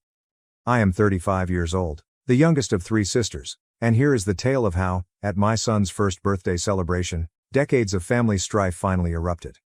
Let me explain the convoluted history that brought us to this point before delving into the recent events. My oldest sister, Lisa, 40F, and I had a tense relationship while we were growing up in suburban Pennsylvania, but she got along well with our middle sister, Rachel, 38F. Lisa has behaved more like my first bully than a sister since I can remember. She unintentionally shoved me into my cake in front of all my friends at my 5th birthday celebration, spoiling not just my special day but also my favorite dress. I can still clearly recall that moment. Rachel later pulled me away and helped clean me up, establishing a pattern that would last the rest of our lives, even though our parents dismissed it as normal sibling rivalry. As we grew older, the bullying just became worse. Lisa would purposefully humiliate me in front of my peers during my middle school years by calling me derogatory names and spreading untruths about me. When I was 13 and had my first crush, the worst thing happened. For months, Lisa destroyed my social life by telling the boy I liked that I still peed the bed, which was totally incorrect. Rachel attempted to step in, but our parents insisted that we had to resolve our differences on our own because sisters do argue. My adolescence presented new difficulties. I became interested in alternative music and began using darker makeup and clothes to represent who I was. Lisa would make fun of me by calling me Cruella and would bark every time I passed her at school, while Rachel assisted me in trying out various looks. There were also frightening times, such as when she would ambush me from behind close to stairwells, leaving me continually concerned for my safety. While Lisa was preoccupied with being the ideal daughter, joining cheerleading, and dating the quarterback, I found solace in technology and academics. By my senior year of high school, I had already found my passion for computer science and was working as a freelance web developer. This change in our paths appeared to exacerbate Lisa's hostility. I devoted all of my energy to establishing a profession in IT consulting after high school. After earning honors from Penn State, I immediately found work at a prominent Philadelphia consulting business. Lisa, who had opted for a more conventional route, getting married to her high school boyfriend Greg, 41 minutes, immediately after college, and settling into suburban life, seemed especially displeased by my success. My personal life suffered during my 20s while my profession took off. I was getting promoted, developing a reputation in my field, and flying across the nation for projects. Rachel, who was now a high school teacher, continued to be encouraging and would frequently defend my decisions at family get-togethers. Lisa, meantime, would scathingly criticize me for ignoring my family responsibilities and prioritizing my job. At the meal for my 25th birthday, the tension reached a breaking point. Just as I was blowing out my candles, Lisa announced she was expecting her first child. She quickly became the center of attention, and my celebration turned into an unplanned baby shower planning session. Only Rachel caught my stealthy departure from the table and trailed me to the bathroom. Rachel hugged me and said, "She's jealous because you're successful on your own terms," while I tried not to cry. Over the following few years, I kept in touch with Lisa very little and concentrated on developing my job. I was directing significant digital transformation projects at the age of 30 after being promoted to senior consultant. I first met James, 37 meters, at a tech conference in Boston. We bonded over our mutual appreciation of technology and vintage rock while he was presenting on cybersecurity. James actually cared about my profession and encouraged my goals, unlike other dates who had been put off by my career. James proposed over a Cape Cod weekend after a year of dating. I was so happy that I wanted to tell my whole family about it for the first time. Rachel was overjoyed and volunteered to assist with wedding preparations right away. Although my mother kept asking if I was certain I wanted to settle down at this stage of my career, my parents were thrilled. At first, Lisa's response was pleasantly favorable. In an effort to have the ideal wedding day, I spent months organizing it. I discovered my ideal dress, a sophisticated A-line gown with delicate vintage accents and elaborate beading, after saving money from my consulting job. Although the $800 price tag wasn't high by wedding dress standards, it symbolized years of perseverance and self-reliance. 3 months prior to the wedding, the dress incident occurred. The changes had been offered by my Aunt Mary, a skilled seamstress. Lisa claimed she wanted to check on the progress of the changes when she arrived at Aunt Mary's house one afternoon with her 2 huge dogs. Lisa knew her dogs would go into the sewing room, so she purposefully left the door open while Aunt Mary was preparing tea. The ensuing devastation was total. The beautiful lace was destroyed, the bodice was ripped apart, and beads were all over the place. After many unanswered calls, I finally made it to Aunt Mary's house, where I discovered her crying. At first, she tried to place the blame on herself as she described what had transpired, but something didn't match up. Known for her attention to detail, Aunt Mary would never leave a bridal gown exposed. She explained how Lisa had planned the entire incident when I gently pressed her, even pleading with her not to give me the truth. The ensuing altercation was heated. Presumably to talk about wedding plans, I brought our parents and both sisters to my parents' place. When Lisa entered, beaming and thrilled to be a bridesmaid, Rachel realized right once that something was up. Lisa's facade fell apart when I told her what I knew. When she had to wear something off the rack for her own wedding, she went on a tirade about how I always had it easy and how I didn't deserve such a costly dress, instead of expressing regret. At last, the truth was revealed. Lisa acknowledged that she intentionally let her dogs into the room with the knowledge that they would ruin the garment. Despite her husband's prosperous career, she claimed financial difficulties because she was only able to repay $500. When our parents realized for the first time how envious Lisa really was, they were stunned into silence. I immediately revoked her invitation to the wedding. My father, who felt bad about ignoring Lisa's actions for years, helped pay for a different outfit for the wedding.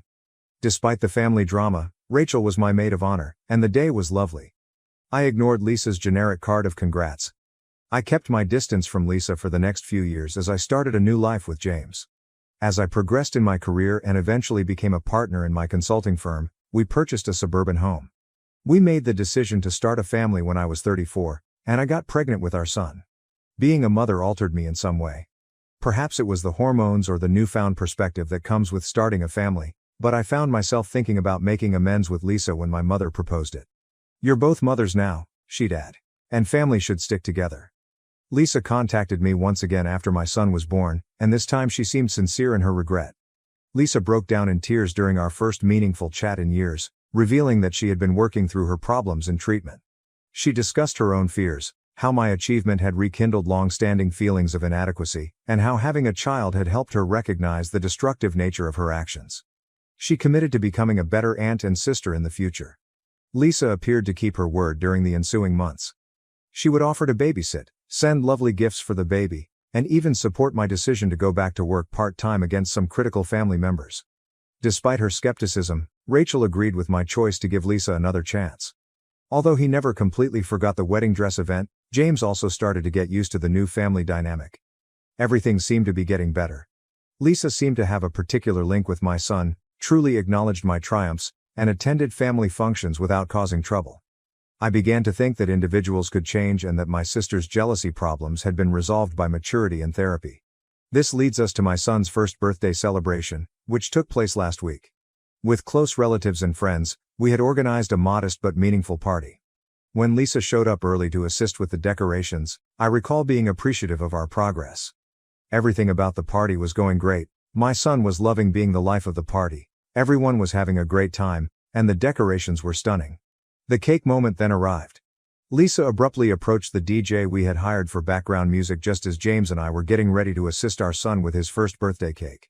My stomach fell when she reached for the microphone, recalling my 25th birthday. Of course she wouldn't, not at her nephew's first birthday, not again. Update 1. A week has passed since the disastrous birthday party, and I must tell you what transpired. Lisa seized the microphone as we were going to do the cake ceremony, as I said in my initial post.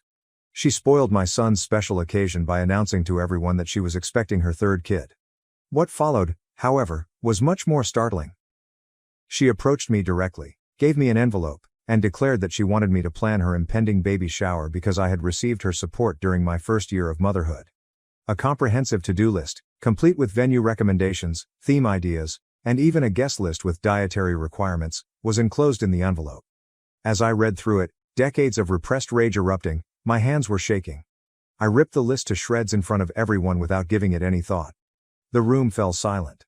Lisa's arrogant face changed to one of amazement, and then she began to cry.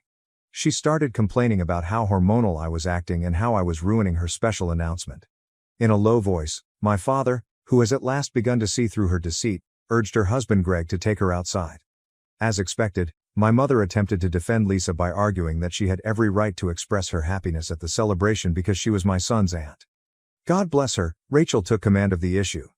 Declaring that this was neither the place nor the time for such pronouncements, she firmly escorted Lisa and Greg out. It was a messy aftermath. James was angry, not only at Lisa, but also at me. Although he could understand my frustration, he believed that rather than making a spectacle at our son's party, I ought to have dealt with it in private. He made a statement later that evening that truly resonated. We can't control Lisa's actions, but we can control how we react to them. Despite our efforts to save the celebration, the majority of our attendees left soon after the incident. Fortunately, my son was too small to comprehend what was going on, so he played contentedly with his new toys. However, as I gazed at the partially consumed cake and discarded party decorations, I couldn't help but believe that Lisa had once again managed to sabotage an important event in my life. Throughout the week, the fallout has persisted. On social media, Lisa has been sharing passive-aggressive posts about poisonous family members and how some people never care about other people's pleasure. She also involves our extended family. On multiple occasions, aunts and cousins have called to apologize for my outburst. After reading Lisa's posts on social media, Rachel unfriended her, demonstrating her unwavering support for me. My mother keeps saying that I should be the mature one and apologize before Lisa's pregnancy hormones cause her too much stress, but my father called yesterday to say he understood why I behaved the way I did. Since our first quarrel, James and I have hardly discussed the incident. He's not incorrect. After years of Lisa controlling every important event in my life, I think I could have handled it better, but something inside of me just lost it. This time, I'm thinking of permanently severing my relationship with Lisa. I'm sick of giving her opportunities to harm me, and it's obvious that therapy hasn't improved her as much as she promised. Right now, my top priority is shielding my son from her harmful conduct when he gets older. Is it improper of me to want to avoid contact? Was it better for me to confront her after the party? I feel that my response was warranted, but I'm still feeling bad about spoiling my son's celebration. Report 2. Everything has drastically changed in the 2 weeks since my last report. What began as family turmoil has grown into something far more significant, revealing years of deceit and manipulation by Lisa. Rachel approached me with some intriguing information following the event at the birthday party. The worst part wasn't that Lisa had apparently been lying to our extended family about me for years. As our father's financial controller, Lisa had been embezzling money from our family business, which Rachel had found out about.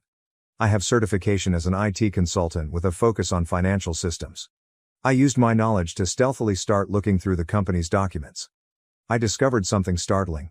For years, Lisa had been falsifying the books, taking tiny sums of money that built up to more than $200,000.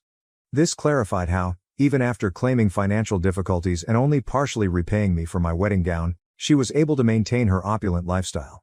Last week, I brought the evidence to my father's office. Despite his devastation, he acted right away.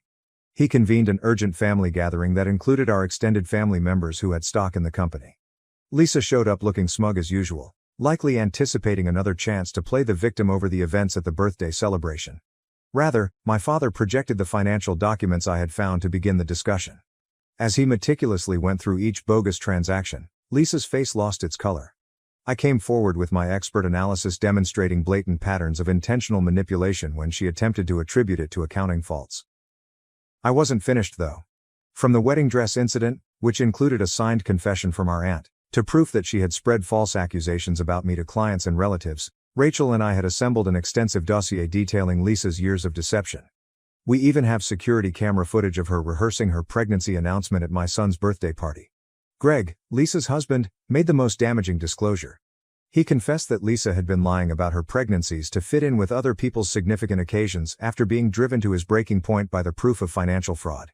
When she announced it at my son's party, she wasn't even pregnant. To get more sympathy, she had intended to stage a miscarriage later. Our father made 2 significant statements as the gathering came to a close. First, Lisa would face financial fraud charges from the corporation. Second, rather than appointing Lisa, the assumed heir to the family firm, as CEO, he had chosen to appoint me, with my technical expertise and demonstrated honesty, as his successor. Lisa's well-planned world fell apart. After realizing her true character, our extended family severed their relationship with her. The following day, Greg filed for separation. As security walked Lisa out of the office, not even our mother, her long-standing supporter, spoke. The fallout has been rapid. Lisa has been placed on leave while a thorough inquiry is conducted. To recoup the stolen money, our family's attorney is drafting both criminal and civil lawsuits. The shareholders, who understood that my technical experience may aid in modernizing the business, unanimously endorsed my appointment as future CEO. Lisa had always wanted the role of head of our family's charity foundation, and Rachel has been given it. Together, we're trying to mend the harm she did to our family's business and relationships. For my part, I experience an odd mixture of loss and vindication. I'm glad the truth is out at last, even if I never wanted things to end this way. James is pleased with my professional handling of the situation, and my father has expressed regret for years of supporting Lisa's actions. Justice can occasionally appear in unexpected ways. I did more than simply stand up for myself. I also revealed the truth and safeguarded our family's heritage. Now that Lisa's manipulation is finally finished, our family can start to move on. Report 3. A month has passed since my last report, and I must disclose that Lisa's condition has taken even more drastic turns. First, the court case has formally started. The forensic accounting team at our organization found that Lisa's embezzlement was much more extensive than we first believed. For almost 10 years, she had been setting up fictitious vendor accounts and using them to transfer business funds. Over $500,000 is now thought to have been stolen, which is more than twice as much as what we first discovered. Given that a portion of the pilfered monies came from the philanthropic coffers of our family foundation, the district attorney's office has shown a keen interest in the matter. Lisa's carefully constructed reputation as a philanthropic socialite has been utterly destroyed by the revelation that she had been embezzling money from initiatives designed to aid impoverished youngsters. Even more startling evidence has come to light during Greg's divorce procedures. He learned that Lisa had covertly kept several private bank accounts in which she kept the stolen funds. After our father retired and turned over the business, she had been preparing to leave him and run off with the money. The irony is that, prior to our father making his succession plans public, She made a lavish pregnancy announcement at my son's birthday celebration, in order to ensure her status as the preferred kid. Our social circle has been severely impacted. It seems that Lisa had been using the information she had accumulated over the years to blackmail a number of family friends. These friends shared their stories once the truth about her misdeeds was revealed. In order to preserve her social standing and obtain inside knowledge about our family business, she had established a whole network of manipulation by leveraging people's secrets. Last week, at a family meal that Lisa clearly did not attend, my mother, who had always stood up for Lisa, finally spoke out. She sobbed and acknowledged that she had allowed Lisa's actions because she was afraid. It seems that Lisa had threatened to reveal some of Mom's previous transgressions if she didn't always support her. My mother has sought therapy as a result of this discovery in order to cope with years of emotional abuse and manipulation. In terms of business, I've started collaborating closely with our father to update the financial processes of the organization.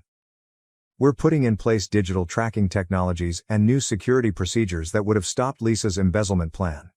After finding a number of other anomalies that Lisa had concealed, Rachel has assumed the lead in reorganizing the family foundation. Our wide family network was the most fulfilling growth. Lisa had always boasted that she was a member of numerous prominent social groups and charitable boards. She has been fired from every job since word of her crime spread. Her meticulously maintained social media presence, which was filled with social gatherings and charity galas, has simply vanished. Her old best friend paid us an unexpected visit this weekend and gave us a USB disk that included years' worth of text messages and emails. Since we were teenagers, Lisa had been methodically ruining my reputation in our social circle. She had made up stories about me stealing from family members, circulated rumors about me having drug problems, and even attempted to undermine a number of my consulting engagements by lying to prospective clients. Our lawyer has added defamation charges to the mounting pile of legal complaints against her since the evidence was so strong. There are now claims for both monetary and reputational damages in the civil complaint. We held a family gathering yesterday to talk about the direction of our family business. All of the staff responded well when Father formally stated that I would be taking over as CEO in the future. Over the years, other employees shared their own accounts of Lisa's manipulation and bullying. With an emphasis on openness and moral business conduct, we are currently undertaking a comprehensive corporate reorganization. Lisa herself has been forced to move live with a distant cousin in a different state and is facing major criminal charges. After Greg's attorney provided proof that she had fabricated multiple prior pregnancies for manipulative objectives, her attempts to play the victim have completely fallen flat. According to a message sent to Rachel yesterday by the cousin she is staying with, Lisa is still attempting to plot her way out of the predicament because she cannot accept that her web of lies has finally come to an end. Seeing our family together without Lisa's destructive influence has been the most consoling aspect of the entire ordeal. Working together to mend our familial ties and our professional endeavors, Rachel and I have become even closer. In therapy, my mother is improving as she finally realizes the extent of the harm her enabling conduct caused. James has been a huge assistance during this process, assisting me in striking a balance between my family life and my new company obligations. Instead of manipulation and drama, our son is flourishing because he is surrounded by genuine love and support. Using some of the money seized from Lisa's theft, we have chosen to create a college fund for him, transforming her selfishness into something constructive for the coming generation. In retrospect, I see that the actual tipping point wasn't Lisa's statement at my son's birthday celebration. It was only the last thread that caused her whole phony life to fall apart. Justice can occasionally be served in unexpected ways, and the truth, no matter how long it has been suppressed, will finally surface. The tale of our family is about escaping destructive tendencies and creating something greater from the ashes of dishonesty, not merely about justice or retribution. I feel totally free from Lisa's shadow for the first time in my life, and her demise has become our family's rebirth. Update 4. My last update was 4 months ago. This family saga's last chapter is now complete, and justice has been done in unexpected ways. Last Monday, Lisa received an 8-year prison term for financial malfeasance, fraud, and embezzlement. After discovering that she had embezzled from charitable foundations for children, the judge became especially stern. Evidence of her identical methods at prior jobs surfaced during the trial, revealing a distinct pattern of strategic activity. She has been sentenced to pay fines in addition to full reparation. Greg made sure that everyone was aware of Lisa's habit of fabricating pregnancies in order to manipulate her, and his divorce is official. Without the poisonous influence of their mother, his adolescent children now regularly spend time with us and form wholesome bonds with their aunts. Our mother has undergone the most notable transformation.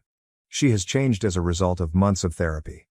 She apologized heartily for allowing Lisa's behavior for so long during a recent family get-together.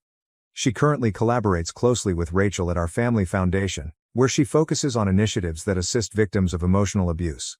Under the new leadership structure, our business has prospered. Modern financial security mechanisms have been put in place by Dad and me, and last month we were able to secure a significant government contract that Lisa had previously destroyed. The work atmosphere has significantly improved, and people who were formerly stifled are now flourishing in their positions. Last weekend was the first time the extended family got together without Lisa. There was a noticeable difference: sincere discussions, a sense of calm that had been lacking for decades, and no underlying strain. Stories of Lisa's previous manipulations were told by a number of family members, which resulted in mutual understanding and healing. Finding Lisa's old diary in her old office was an especially confirming discovery. It included thorough preparations to ruin my name and take over the family business. I was able to realize that her animosity wasn't directed at me, but rather at her own ingrained fears, after reading it with my therapist. Within our organization, Rachel and I have started a mentorship program to assist young women in family companies in identifying and thwarting workplace deception. We are committed to transforming our bad experience into something constructive for other people. At her sentencing, Lisa's last attempt at manipulation, a letter alleging she was the victim of a family conspiracy, failed miserably. The judge's answer was flawless. The evidence clearly demonstrates a pattern of deliberate dishonesty. Even now, your attempt to play the victim shows why society needs to be shielded from more harm by this sentence. James and I are committed to provide a healthier home environment for our baby.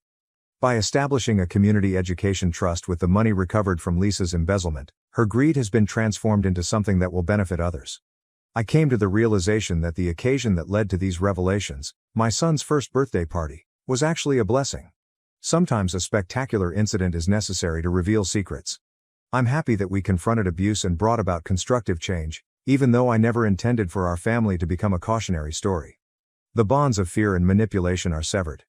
The legacy of our family will be one of fortitude and honesty rather than dishonesty and dominance. Retaliation isn't the only goal of living a good life, it's also about ending destructive patterns and creating something better for future generations. I would want to express my gratitude to the Reddit community for their support during this journey. During my lowest points, your messages and remarks kept me going. Although the road to justice can occasionally take unforeseen detours, constructive change is achievable with honesty and willpower. My biological mother organized my birthday celebration around her stepdaughter's favorite pastimes, and I laughed in her face. When I was 6 years old, my parents divorced and went their own ways. They both started new families, although they obviously shared custody of me. My mother married a man, let's call him Robert, when I was 9 years old. He already had a daughter, Kira, who was 2 years my senior. When I was 8 years old, my dad proposed to Lila, a lovely woman, and they were married when I was 12. Lila and I have a lovely friendship. For me, she has been a real mother. She essentially assisted my dad in raising me, showed interest in my life, offered consolation, counseled me, and we had things in common. Together, we engaged in a variety of activities. She and I just discussed the prospect of her legally adopting me when I reach adulthood. Since my parents share custody, doing so today might be a little complicated legally, but I want it to be formal because she is my real mother. In contrast, I have virtually little relationship with my biological mother. I was made to spend some days with her, but we were never able to connect. Since Kira already had her own mother, she devoted all of her time to showing her love and care. Kira was always involved in activities, even when my mom tried to include me, and we only did things that she enjoyed. I eventually began turning down her invites and frequently asked if I might skip seeing her on the designated days. I preferred to stay at home with my father and Lila because I was nearly always disregarded or left out. Although he had to follow the judge's guidelines, my father always made an effort to understand me. As I grew older, he acknowledged that he was worried that if he allowed me to skip the visits, my mother may pursue some nasty legal action. My mom was probably going to do this. I didn't want to cause my father any trouble after hearing this because I understood his motivations. I stopped requesting things like that and complied with the timetable. Let's go right to the subject now. My 18th birthday is in 2 weeks. Fortunately, my birthday coincides with the days I'm supposed to be with my dad. Thus, a month ago, he, Lila, and I began organizing my birthday. Nothing too extravagant, just a get-together with loved ones at my favorite pizza joint. A laid-back evening where I can enjoy myself and the people I care about. I enjoy singing, and the place provides karaoke. We invited everyone, including my mother, after making reservations and organizing everything. To be honest, I didn't really want her there, But I reasoned that since I won't be bound by the judge's regulations once I turn 18, this might be the only time I had to include her. In order to finalize the guest list for the pizza establishment, we sent out the invites 2 days ago and have already received the majority of the responses. My mother was the only one who hadn't replied. I told my dad that I wouldn't press the issue because I was okay with her not wanting to come if she didn't reply. Although he didn't express it publicly, I believe my dad was also a little relieved. This afternoon was when the drama began. In a furious phone call, my mother accused me of being immature and advised me to never make plans without first informing her. She frequently forgot my birthday, so it was hypocritical of her to complain now. I was perplexed and reminded her that I've always planned my birthdays with Dad and Lila. She became very furious as a result. Claiming Kira had been crying ever since she saw the invitation, she began to attack me. Kira had apparently already organized an entire birthday celebration for me. I couldn't speak. There is no relationship between Kira and me. She is the quintessential pampered brat who craves attention, and my mother has always encouraged this behavior, which has made it worse. We've never had a good relationship. Why Kira would want to plan a birthday celebration for me was beyond me. It was illogical. She didn't tell me why she did it, so I asked her. She didn't really expect me to have no plans for my 18th birthday, did she? It was absurd. According to my mother, it was meant to be a surprise, and she assumed I didn't want to do anything for my birthday because I hadn't told her about my intentions.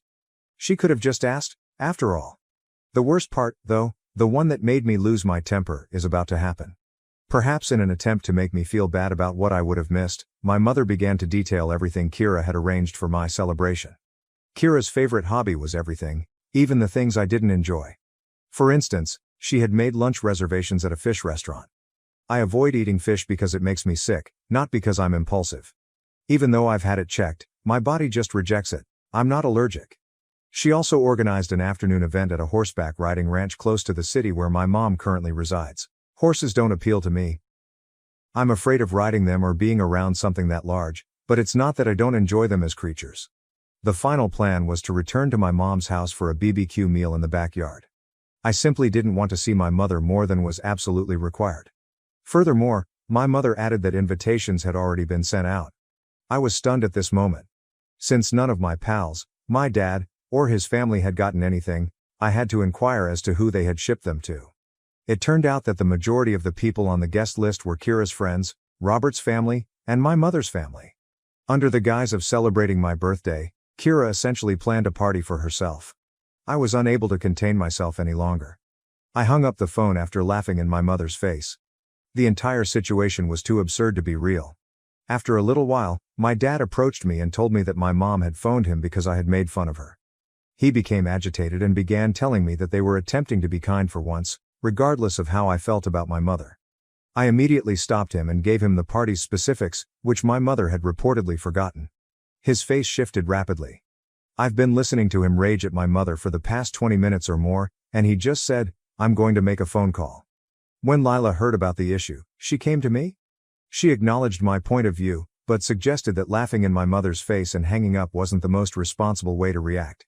She wasn't upset, but she was a little let down that I hadn't handled it more politely. I thought about what I had done after she had gone. I don't think discussing it with my mother would have helped, but perhaps I was a bit harsh. I could have handled it better though. I am beginning to believe that I may have been a bit of a jerk at that time. In all honesty, though, what did she anticipate? That I would bow down and take the scraps that were thrown to me? She was obviously not thinking at all. As usual, she was simply following Kira's lead. The problem is that individuals like that depend on others to comply without protest. They are unable to cope with the inevitable counterattack. Was I able to be more courteous? Yes, most likely. Was my response entirely warranted? Oh, of course. To any stranger on the internet who might be reading this, I'm proud that I defended myself. I've developed strong bonds with my father and stepmother, and I'm really proud of myself for resisting my mother's foolishness. I hope you have a wonderful birthday. What about my mother? If I decide to stop communicating with her after my birthday, she's going to have a terrible awakening. To be honest, it's advantageous to all parties. I can appreciate Lila's perspective, but there's no reason to hold back if your parents don't accept you at almost 18. Updated. I first discussed my response to my mother with Lila. Lila has consistently stressed the value of communication and urged me to discuss my issues in order to find solutions. I realize the context of her remark regarding my actions. but I also expressed my opinion to her, telling her that I was laughing because it was the only natural response I had to the situation my mother was describing, which was too ridiculous. I honestly wondered at one point, is this a joke or some kind of nasty prank? Is she inventing this? Due to the fact that her foolishness was completely absurd. Although she acknowledged my viewpoint, Lila warned me that there will be times in life when I can't just chuckle and end the call. She was concerned about how I would respond and wanted to teach me how to deal with such circumstances in the future. I'm glad we had a conversation and were able to resolve the issue. I also discussed my dad's phone conversation with my mother. My mother apparently had a reason for everything. She said that Kira wanted to share her love of horseback riding with me, that she wanted to make a nice sisterly gesture on my special day, and that she didn't think my dislike of fish was a serious problem, just a whim. She even defended the fish restaurant by claiming that the fish they provided was the best in town. I threw up multiple times in front of her as a child, just because I was around areas that smelled strongly of fish, so that last excuse was a flagrant lie. She is well aware that I have a serious problem with it. My father said that Kira had obviously arranged the celebration for herself and that nothing they had prepared was done for me. He made the point that if none of my significant others were invited, it wasn't a party for me. Instead of reacting to this, my mother started to complain about how pampered and ungrateful I was. My dad then hung up the phone and told her to go to hell. I took another piece of advice from all of you after hearing this, and I wrote a letter to my mother. I decided to be mature this time and write it as courteously as I could. I stated I was sorry for laughing, but I explained that my only natural response to what she said was to laugh since it was so absurd. I reminded her that she doesn't know me at all, has never cared to get to know me, and never made an attempt to establish a relationship with me. I pointed out that they could enjoy the birthday celebration with their family and friends because it was full of things that Kira liked. Additionally, I informed her that her actions made it plain what her priorities were, so I rescinded her invitation to my pizza party and advised her not to bother attending. I said she wasn't on my list of priorities, which I now possessed. I informed her that I was already very happy having Lila as my mother. I asked her not to get in touch with me again and wished her well with her new family. I don't mind that she didn't reply after reading the message. She would have likely complained more about how spoiled and ungrateful I am if she had responded. She either doesn't understand or acts as though she doesn't, so there's no need in talking to her. But I feel more at peace now that I've made my feelings clear and this scenario is over. I'm grateful to everyone for assisting me in seeing that a definitive conclusion was required. My dad questioned my mom about how she could have thrown me a surprise party when I wasn't around.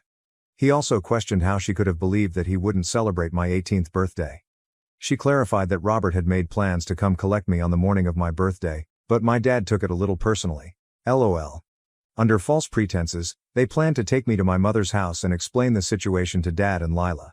To be honest, I have no idea how they anticipated this to function. No matter what reason they came up with, I would have flatly refused to visit my mom's house if it hadn't been her planned day. Above all, I would never have left Lila and Dad to celebrate my 18th birthday at my mother's house. A positive relationship between my mother and I would have been one thing, but that was certainly not the case. Robert is the only one I don't feel like blaming in all of this. Even though we were never close, he was always courteous to me when we shared a home.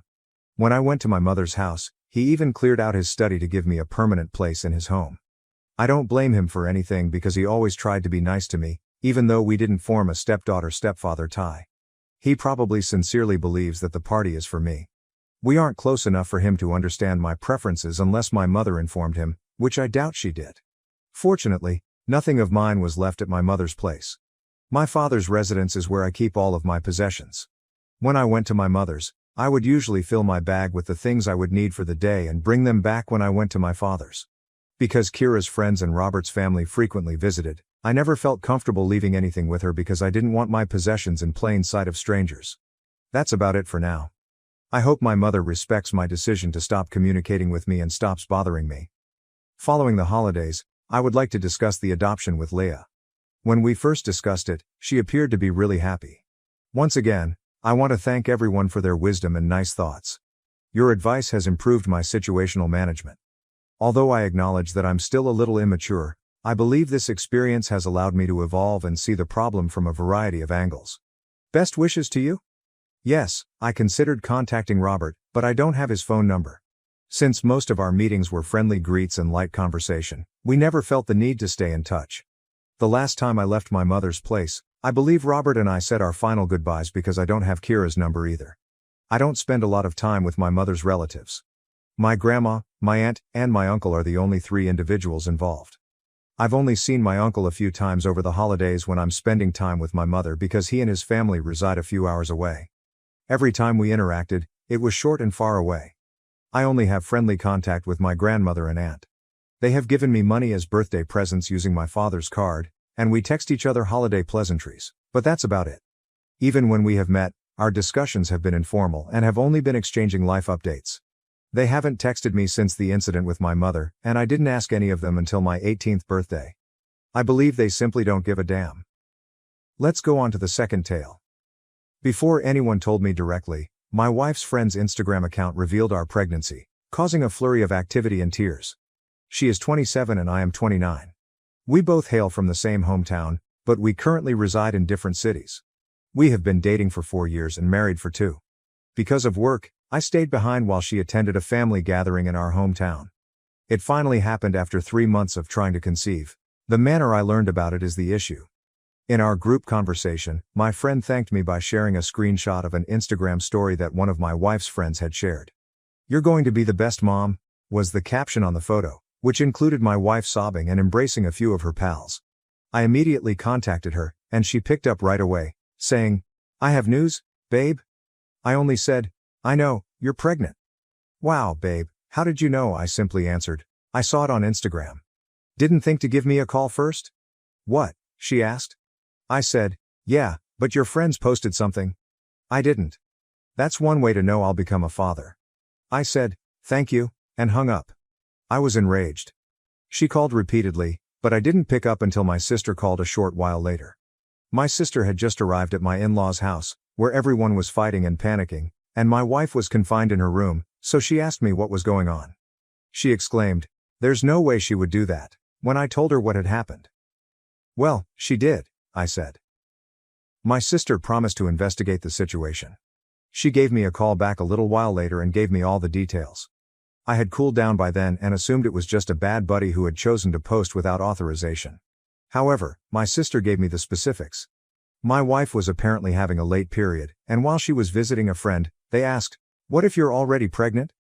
They purchased numerous pregnancy tests, each of which produced good results. They emailed some local acquaintances to invite them over after becoming alarmed and telling her parents. Just 2 hours had gone by between the time she learned and the moment her buddy shared the information on Instagram. Before telling me, my wife told 10 or more individuals. For the record, when my sister came, she informed me that the reason for the disagreement was that the other friends were angry with the person who had posted on Instagram. Evidently, they were all upset with her and felt that was a horrible thing to do. However, they were equally baffled as to why my wife hadn't informed me earlier. When I eventually contacted my wife, she was in tears. She apologized and explained that she hadn't told me yet since she had been preparing to surprise me. I expressed skepticism, pointing out that she wouldn't have been prepared to tell me at the same moment I called if she had truly intended to surprise me. I told her I needed some time to reflect when she fell silent. She screamed that we needed to discuss it and that I couldn't just leave. "Why do we need to talk?" I answered. "So you can tell lies once more," and I ended the call. I've received a ton of messages, but I'm really worn out. I'm exhausted by this. I'm not sure why. I'm not a crier, therefore it's odd for me to cry at random. I feel like I've been struck by a truck, but this isn't supposed to be a big problem. "Hey, I know this sucks, and it was crappy of her, but don't let this ruin it for you," was the message my sister sent me, and it truly stuck. "You will become a father.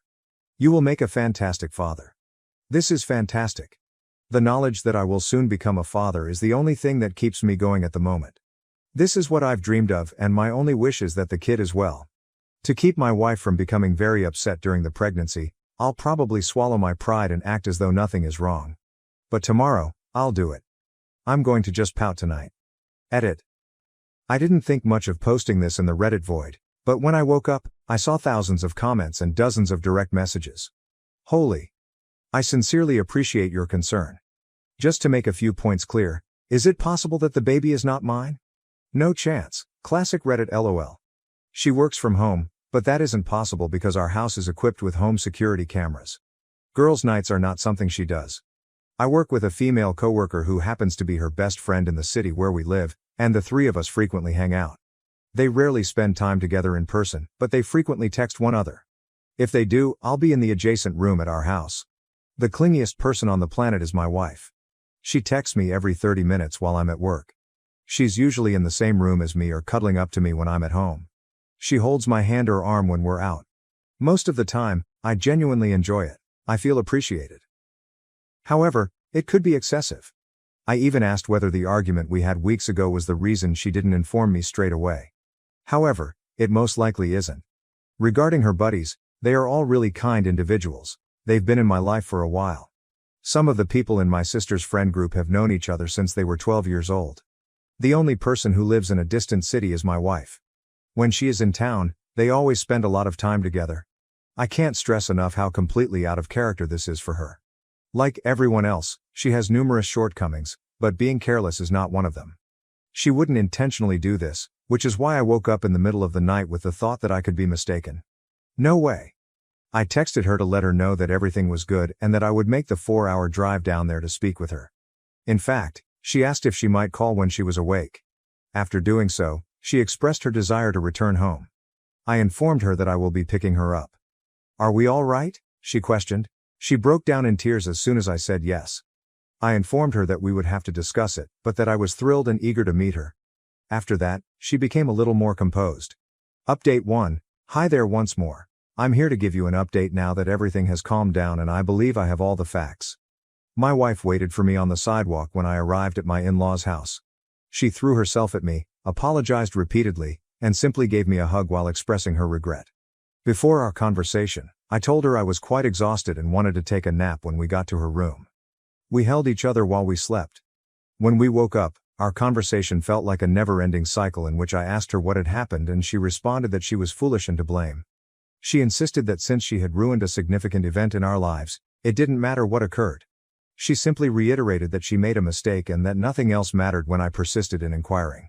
She finally admitted that she didn't want to make excuses for me and that accepting responsibility and offering an apology was the proper course of action.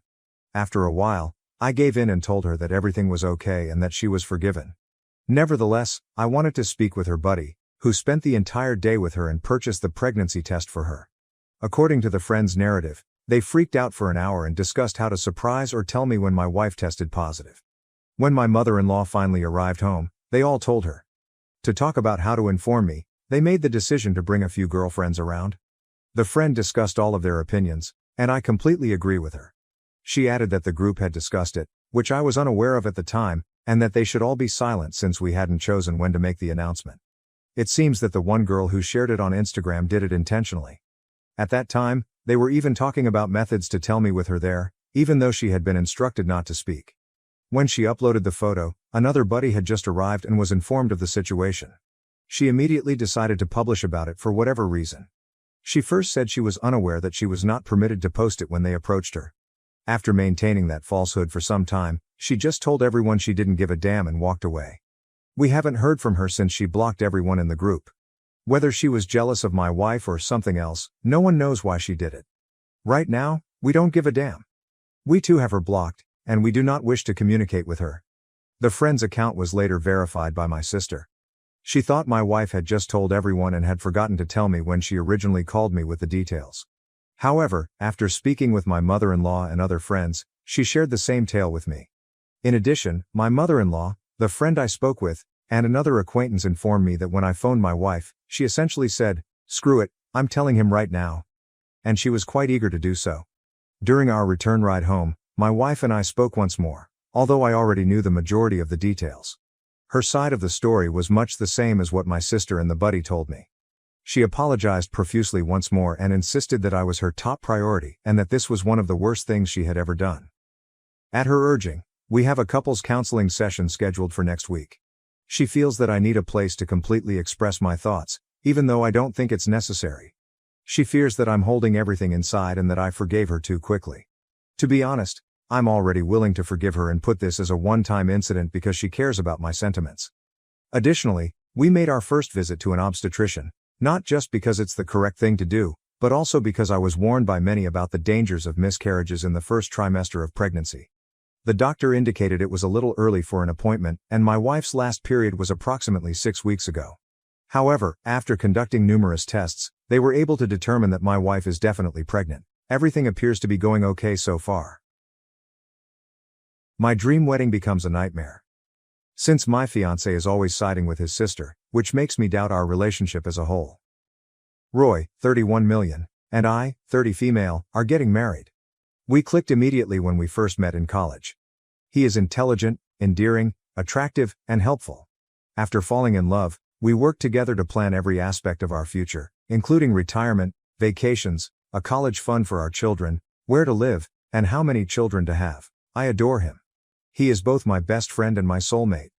Every time I accomplished something, he would tell me he was proud of me. He really encourages me to pursue my goals and aspirations. He would encourage me to pursue endeavors I was apprehensive about by assuring me of my abilities and skills. Every time I got ready to go out, he would tell me how fortunate he was to have me as his girlfriend and give me a compliment. Roy's older sister, Kim, 33F, was 10 years old when his father died when he was just 8. Yummy, 55F, his mother, never got married again. She is a very kind woman. Kim rarely came and lived in a distant location for work, so I never really got to know her. At my nation, we got engaged at an engagement ceremony 8 months ago. The bride and groom typically exchange vows in front of close family members and friends. Kim returned to our city shortly after and got a job here. Things became tricky at that point. Here, it's common for the bride's parents to cover the wedding expenses. My dad instructed me to arrange the wedding according to Roy's and my preferences after hiring a wedding planner. My future mother-in-law didn't become involved in the planning process at first, but Kim followed us wherever we went, including to the caterers, the florist, and the wedding planner's office. Roy and I were the only people I wanted. I expressed my displeasure to him that Kim was making something that ought to have been exclusively for us into a third-wheel scenario. He advised me to be more hospitable as Kim merely wanted to attend her brother's wedding. If she hadn't spoken up and hadn't offered her valuable feedback, I would have accepted it. She would ask, "Pastel?" as I selected flowers. "Select a new color scheme." The planner would argue, "That won't give a proper view to the guests on the far left," if I proposed a chair configuration. Since coconut pudding was my all-time favorite dessert as a child, I wanted to serve it to my guests at my wedding. "But you know what? Not coconut, please. I have allergies," Kim remarked. Roy's constant support of her was the thing that annoyed me the most. He refused to argue or even make concessions when it came to my decision versus hers. He would simply state, "As long as you are my bride, it doesn't matter what flowers we have. Babe, let it go. It's not very important. The fact that we are getting married and beginning a new life together is all that matters." "It's not just about you," he said, warning me not to be self-centered when the coconut pudding issue arose. "It concerns us both as well as our families. We cannot deny Kim food during the wedding because she is family." I was getting extremely frustrated at this point. We seemed to be organizing Kim's wedding rather than mine. When we were searching for wedding dresses, or more accurately, traditional attire for our ceremony, it was the last straw. I adored the gorgeous green outfit my mom chose for me. Naturally, though, Kim had to stick her nose in. "Green isn't your color," she said. Roy agreed with her, saying, "Try something else." After trying on several gowns, I ultimately selected a rose gold one that I liked, though not as much as the green one. When it was time for Kim to go shopping, she chose the exact same green dress and made the purchase. I went crazy. I left since I didn't want to cause a scene there. Roy and I got into a heated argument when we arrived home. "Green doesn't go well with your skin tone," he informed me. "Kim looks better in it." "Quit being such a baby. You had already chosen your dress when Kim chose that one." I was shocked to hear it. I became aware that Roy consistently sided with Kim and never with me for the first time since we began organizing our wedding. The fact that the man I was staring at was the same one I fell in love with astounded me. Because Roy and Kim lost their father at a young age, they had a close relationship. He took her side when it came to our wedding and our vision, even though they were each other's best friends and support system as children. Roy would boast about his sister to anybody he could, even if they were admiring me, when we were dating in college. It was frustrating, but it wasn't a major thing, and I let it go since I knew he was very close to her. For example, if someone said that the coffee I prepared tasted good, he would remark, "If you think this is delicious, you must try the coffee my sister makes." However, since it's our wedding and not Kim's, I can't let it go this time. I screamed at him that if this wedding is taking place, it's either going to happen the way we both imagined it would or it won't. Roy became enraged and shouted back that I was only envious of his sister and would never be able to match her. Even though Kim had been nothing but courteous to me, he claimed that I was a bitter person for harboring resentment toward her. "She was just trying to help," he said. "I have no ill will toward Kim. All I want is the wedding of my dreams." I began to doubt everything. Imagine having a child, but naming them Tammy because Kim likes the name. Since Kim enjoys orange, picture your house painted that shade. It's 2 against 1 in your relationship. Can you predict which side you will always support? Do you truly want to follow Kim's wishes for the rest of your life? Roy will not change, so don't be so foolish as to believe that he would. Now put an end to the planning. Tell your dad that nothing will cost him a cent. Before your dad has to pay for something you could later regret, save him some cash. I can now see how bleak my future will be if I choose to wed this man. I really want to call my mother and cry. I simply want to give my parents a hug and let them know that I was blinded by love and that they were correct about him. I'll have to wait though. I cannot allow them to witness my state of misery. I must gather my thoughts and prepare myself to deal with this circumstance. I've already given the wedding planner a call and requested that she stop making any more vendor payments. Update 1. I'm eating coconut pudding at home with my sister, parents, and closest pals. To piece together the events, we spoke for a while.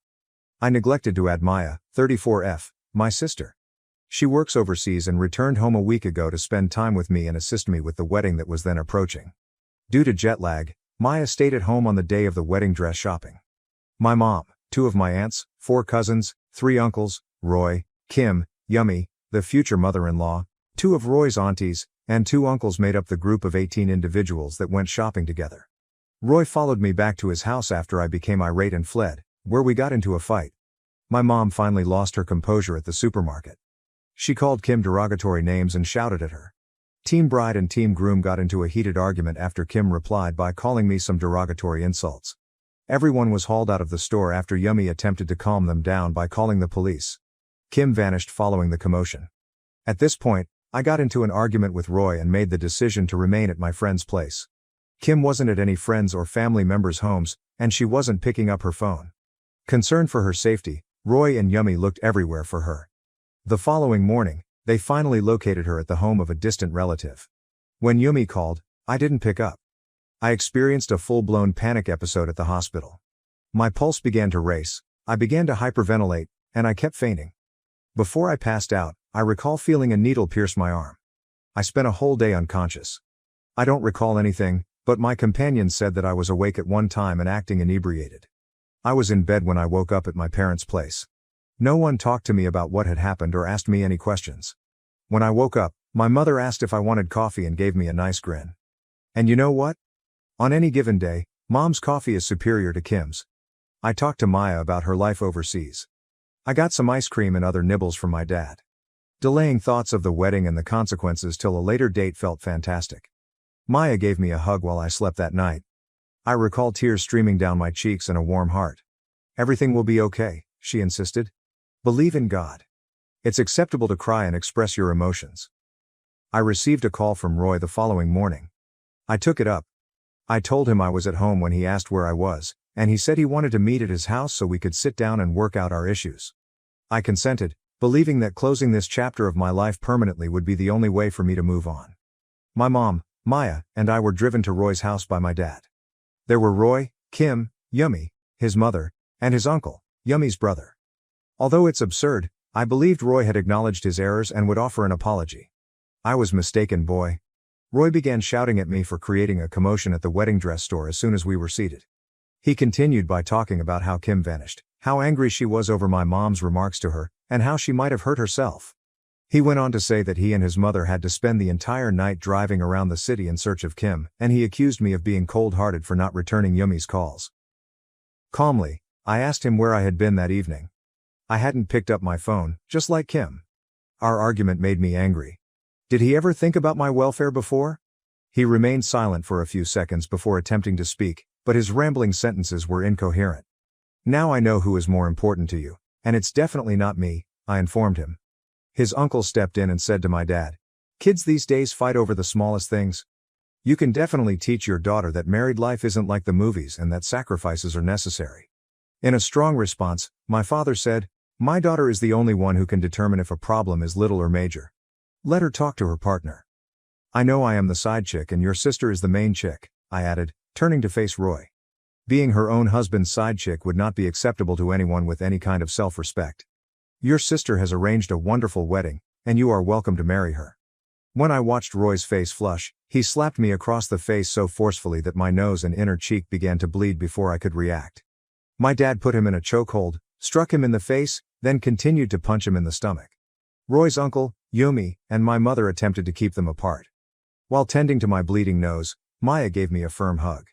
Meanwhile, Kim screamed like a banshee and accused me of something I can't even remember. Maya grabbed Kim's hand and gave her a backhand as she strode at me, threatening to strike me. Kim screamed as if she were being skinned alive and collapsed to the ground. At this point, neighbors entered and divided the group. A few minutes later, the ambulance and police showed up. Roy's face was bluish, and he was bleeding from his mouth. He was taken away by ambulance. In another ambulance, I was taken. Both families were sitting in the police station when I was transported there after receiving treatment. Roy wasn't present.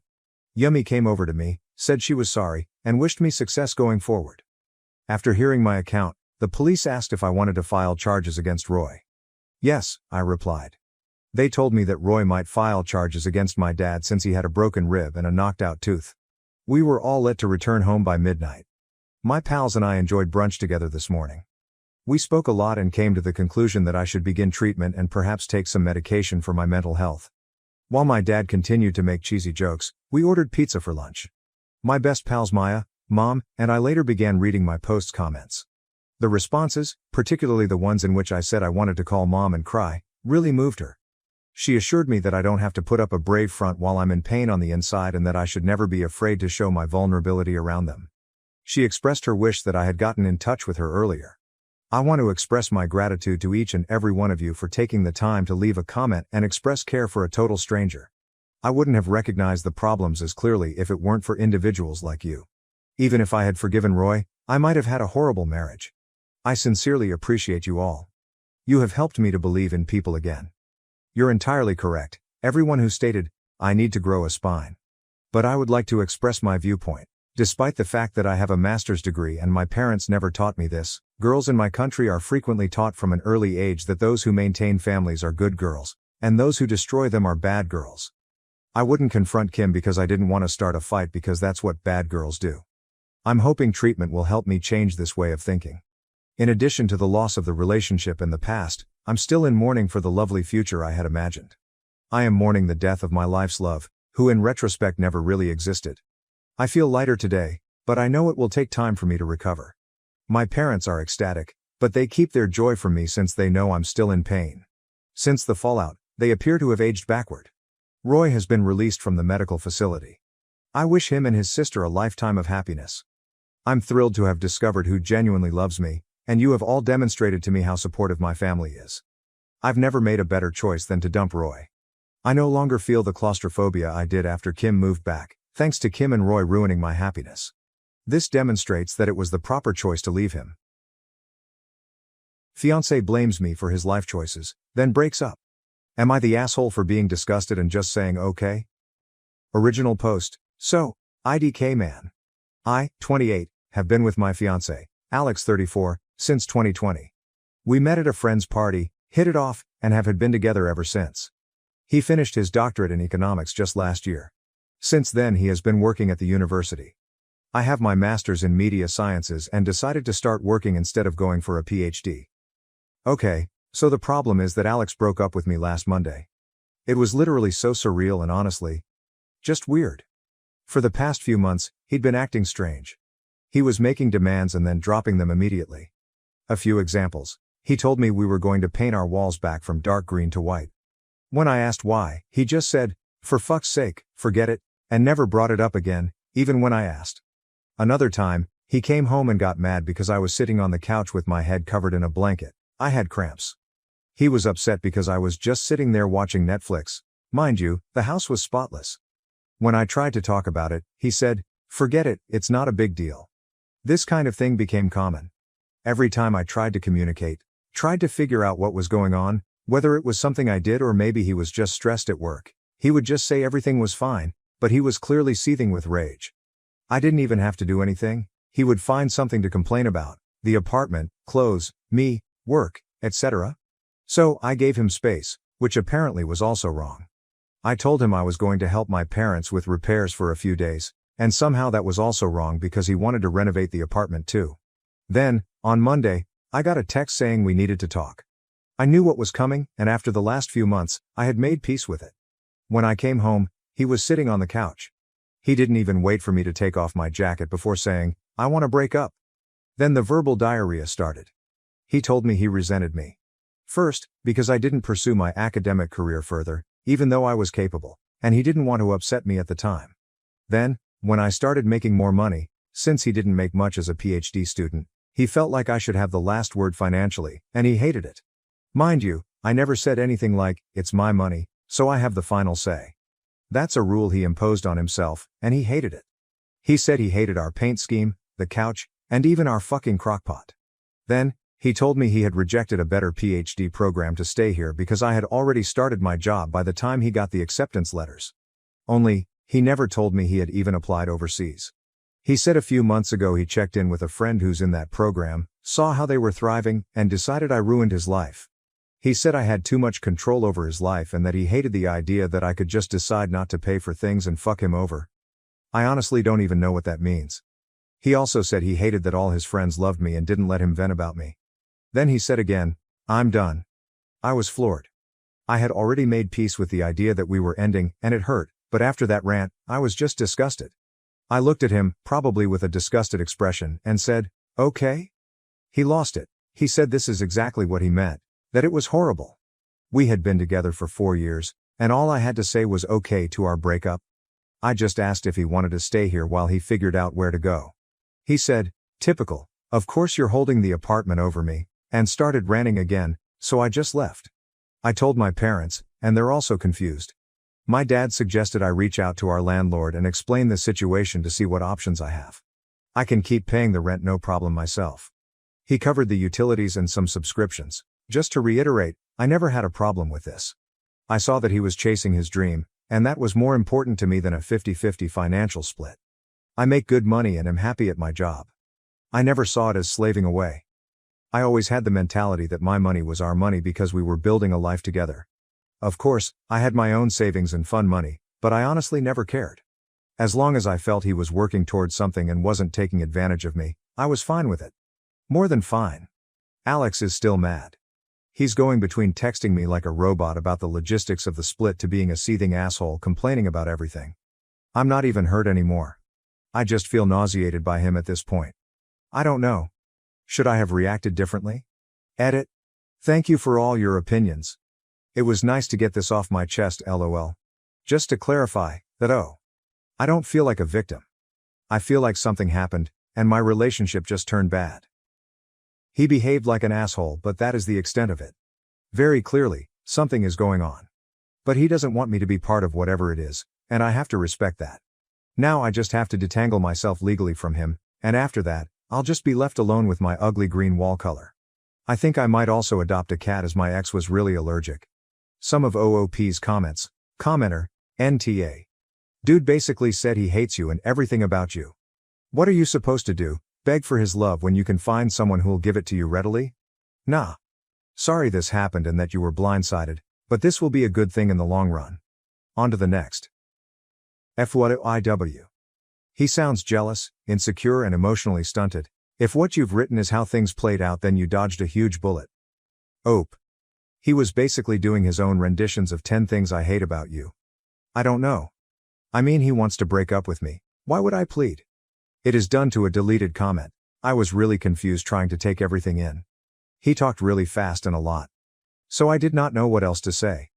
Also because everything I do is wrong. I think he would have been even more annoyed if I started to cry or something. Ghost him now. I can't ghost him. We have to talk about the lease, about our wedding savings account and a few other things. To another commenter. Yes, that is easy said. But I have to wait to get a response from the landlord, we have to inform the bank, etc., etc. So until I don't have confirmation that I am in the clear, I am keeping him unblocked. I have him muted. The all commenter. Sounds like his ego couldn't handle you being the breadwinner. Not your problem. He could have communicated like an adult rather than seething in his own insecurities. He sounds emotionally weak. Oop. Which is so dumb. He is a doctor in economy and past pursuing becoming a professor. Commenter. Dude basically hates himself for decisions he took without ever consulting you. He chose his comforts, but now since others seem in a better position, he is venting on you and making you the culprit. NTA, but your man has a little brain and doesn't know what to do with it. Oop, I would have supported him if he wanted to move away.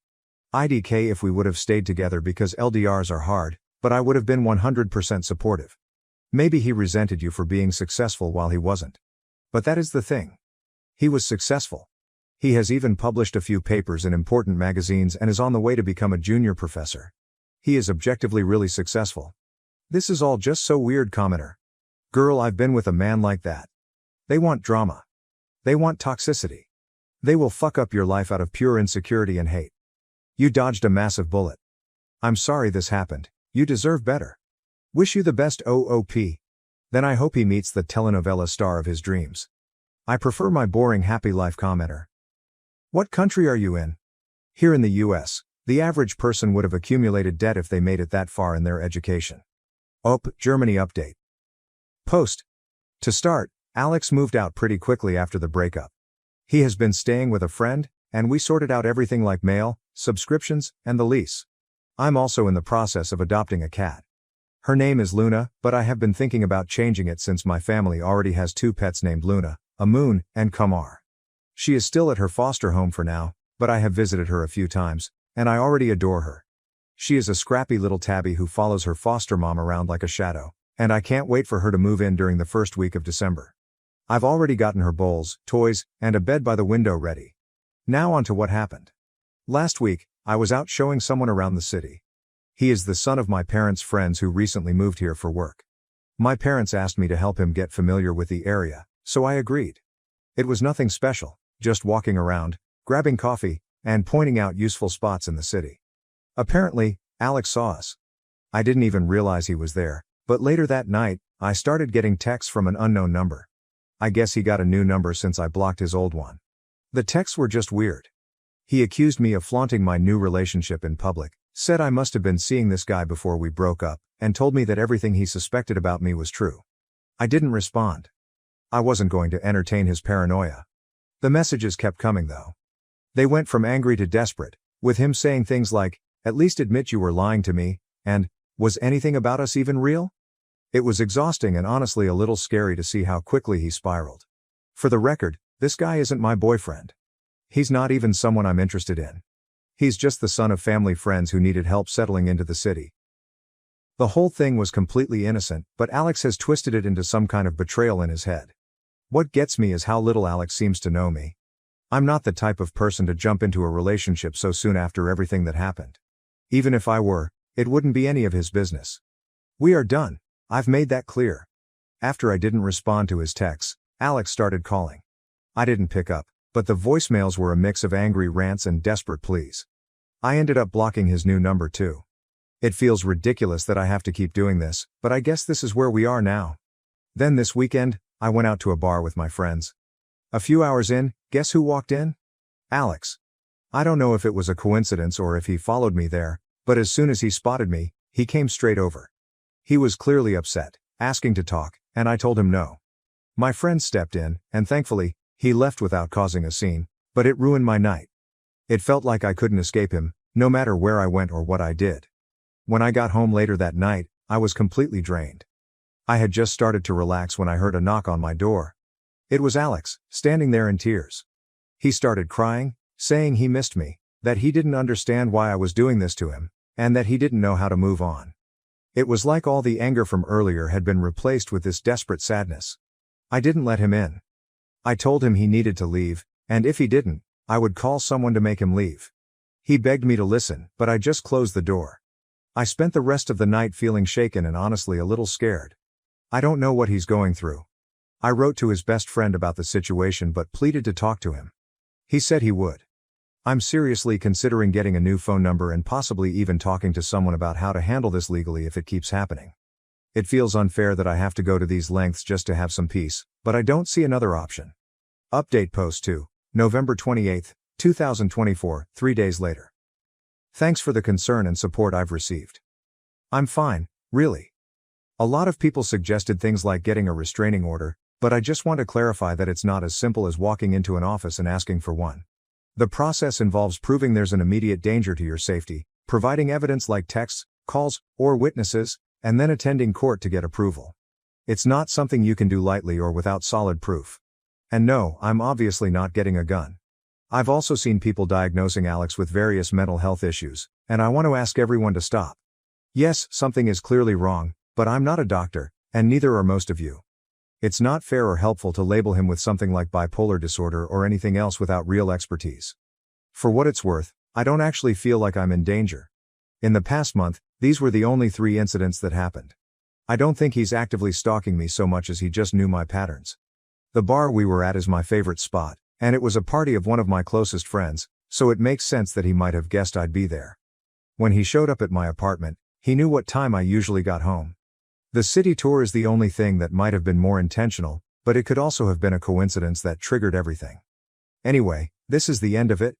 Yesterday, Alex came over with his mom and one of his friends. At first, I didn't want to let him in, but he promised me that this would be the last time I ever saw him.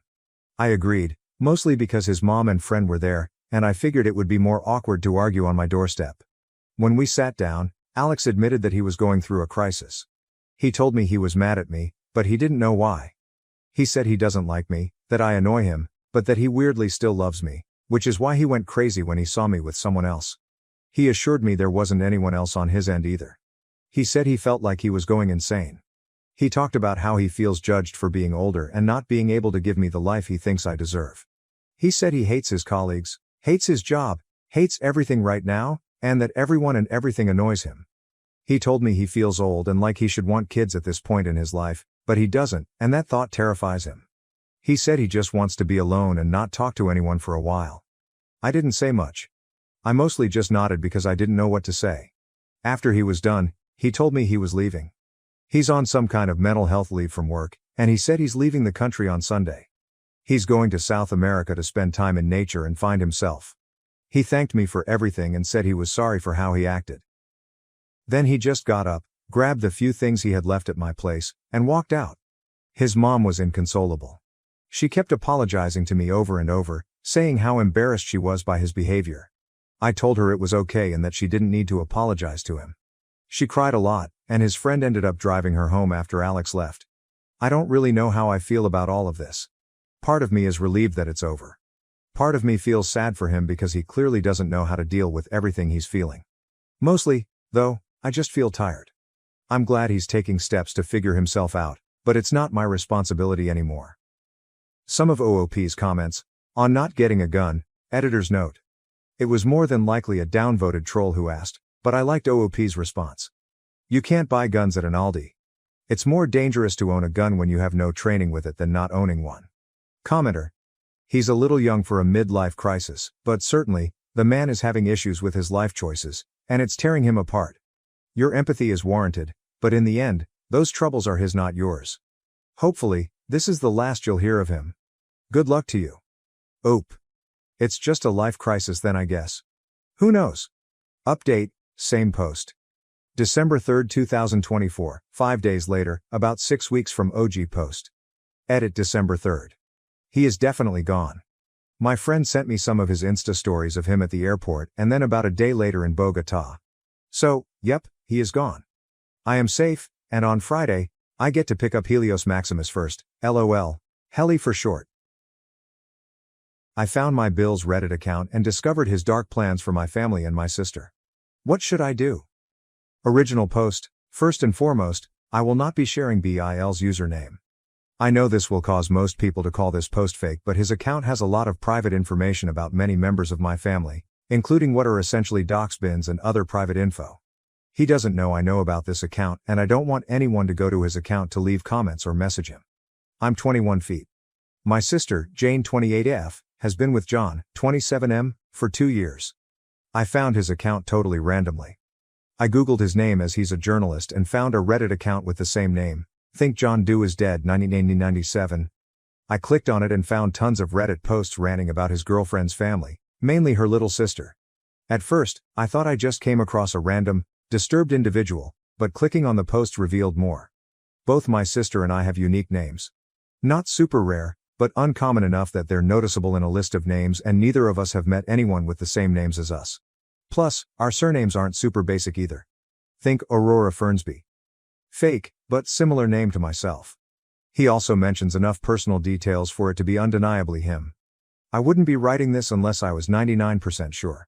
The posts are all either posted to vent/rant subs or straight to his Reddit page. They all have 0 to 3 upvotes and a few comments spread across, from what I can tell to be 100 posts. They're all mostly complaining about Jane, me, or our mother. The most concerning post is about me, though. I have a varied past with men, mainly influenced by SA. I'm in therapy, but it has made me more weary around men I do or don't know. This, apparently, enrages John. In this post, he details how he plans to offer to drive me home next I visit them, but instead of taking me home, he'll detour and take the scenic route through the country lanes in our town. He says he wants to make me afraid enough that I'll do something to her.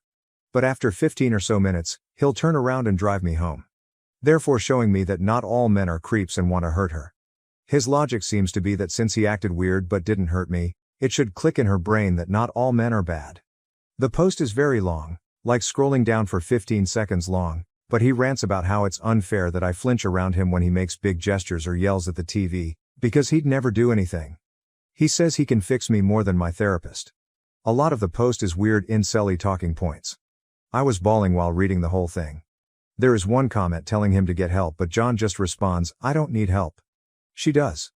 His comment history is also concerning. A lot of weird incel talking points, which doesn't make sense as he has a girlfriend. I'm not super versed in incel ideology.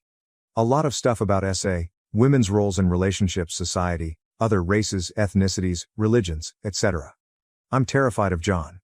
We weren't close before, but we didn't hate each other. To me, he was just a grown man with vastly different interests and we would never mesh cleanly. Now, I don't know what to think. My mind is frazzled. I'm going to tell my sister, but I don't know how.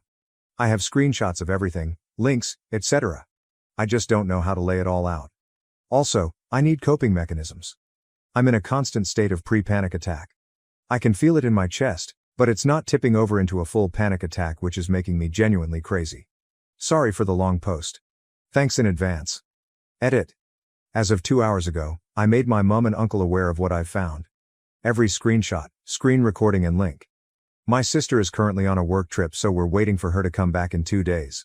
His account is still up as of 20 minutes ago. Thanks for all your advice. Mom, uncle and I are figuring out the best way to tell my sister. Some of OOP's comments. Commenter. Ooh, I did not want to be the first comment here. This is so much to unpack. Do you think your sister will believe you? Talk to your parents' family first. They should hear about your fear before they hear from your sister that you're talking shit. Is your sister safe? I have no clue what else to say other than I'm gonna come back in case anyone has coping mechanisms for your pre-panic attack thing. I'm experiencing the same thing and it's also driving me insane. Pre-panic attack is a good way to describe it. I've been struggling with it for years, but there's no medical term for it, so thanks for giving it a name. OP. Is your sister safe? This is why I want to tell her as soon as possible, because I don't know. Not anymore, anyway. They seem happy together, but now I'm rethinking everything. Thanks for your advice. Commenter. Why is he so obsessed with you? He has a girlfriend and prefers to vent about you. Are you that close to him? He is not in a normal place mentally. Show the text to your sister and mother. He can be abusive to your sister. OP. We're not close. I live closer to my sister than any of our family, so I see him fairly often. But I never go to see him. He's usually just there, which is fair because it's his home too. But I never go with the reason for hanging out with John, just my sister. We're not close. We don't have much in common but get along well enough. I had no interest in being his friend or anything before for many obvious reasons, but especially now. I have no idea why he's so obsessed with me. It's freaking me out. Commenter. How does he know so much about your trauma? Who told him? That's a very important question to solve beforehand. OP. Last year when I was SA'd by my, now ex, I ended up calling John to pick me up because my ex lived in a different city and was supposed to give me a ride back. I had a breakdown in his car and told him what happened. I hadn't intended to tell anybody about what happened, but I couldn't keep it in. Also, my sister and I both witnessed abuse from our father, which I'm sure she told John about, and he, correctly, assumed I was also affected. Commenter. Does this mean your parents aren't safe advocates in this situation? OOP. No, not at all. I'm planning on telling Mum too. The no telling anyone about the SA comment was more of a spur-of-the-moment traumatized and mortified 19-year-old OOP responds to a troll, included because she had a great response. But, I don't think all men are evil. John literally just projected that onto me. He wrote that assumption in a post where he detailed, graphically, how he wanted to make me fear for my safety to fix me, because he's upset I have trauma and CPTSD. And I'm somehow as creepy as he is and terrifying? I would love a deep dive into how you can come to that conclusion, because reading some Reddit posts don't feel the same as what John is planning to. Update post. As I mentioned in my last post, I had made my mom and uncle aware of the situation. We all agreed that waiting for Jane to come home from a work trip to tell her was the best course of action. When she got back, we sat her down to explain everything. I showed her the screenshots, the posts, and walked her through everything John had said. She was quiet at first, just reading through the messages with this shocked look on her face. She started accusing me of overreacting or somehow getting the situation wrong. She said that maybe John was just venting and didn't actually mean any of it. She also suggested that I might be reading too much into his posts because of my past trauma. My mom and uncle tried to step in and back me up, but Jane wasn't having it. She kept saying that we were blowing things out of proportion and that we didn't understand John like she does. At this point, she was getting really upset and we were all talking over each other.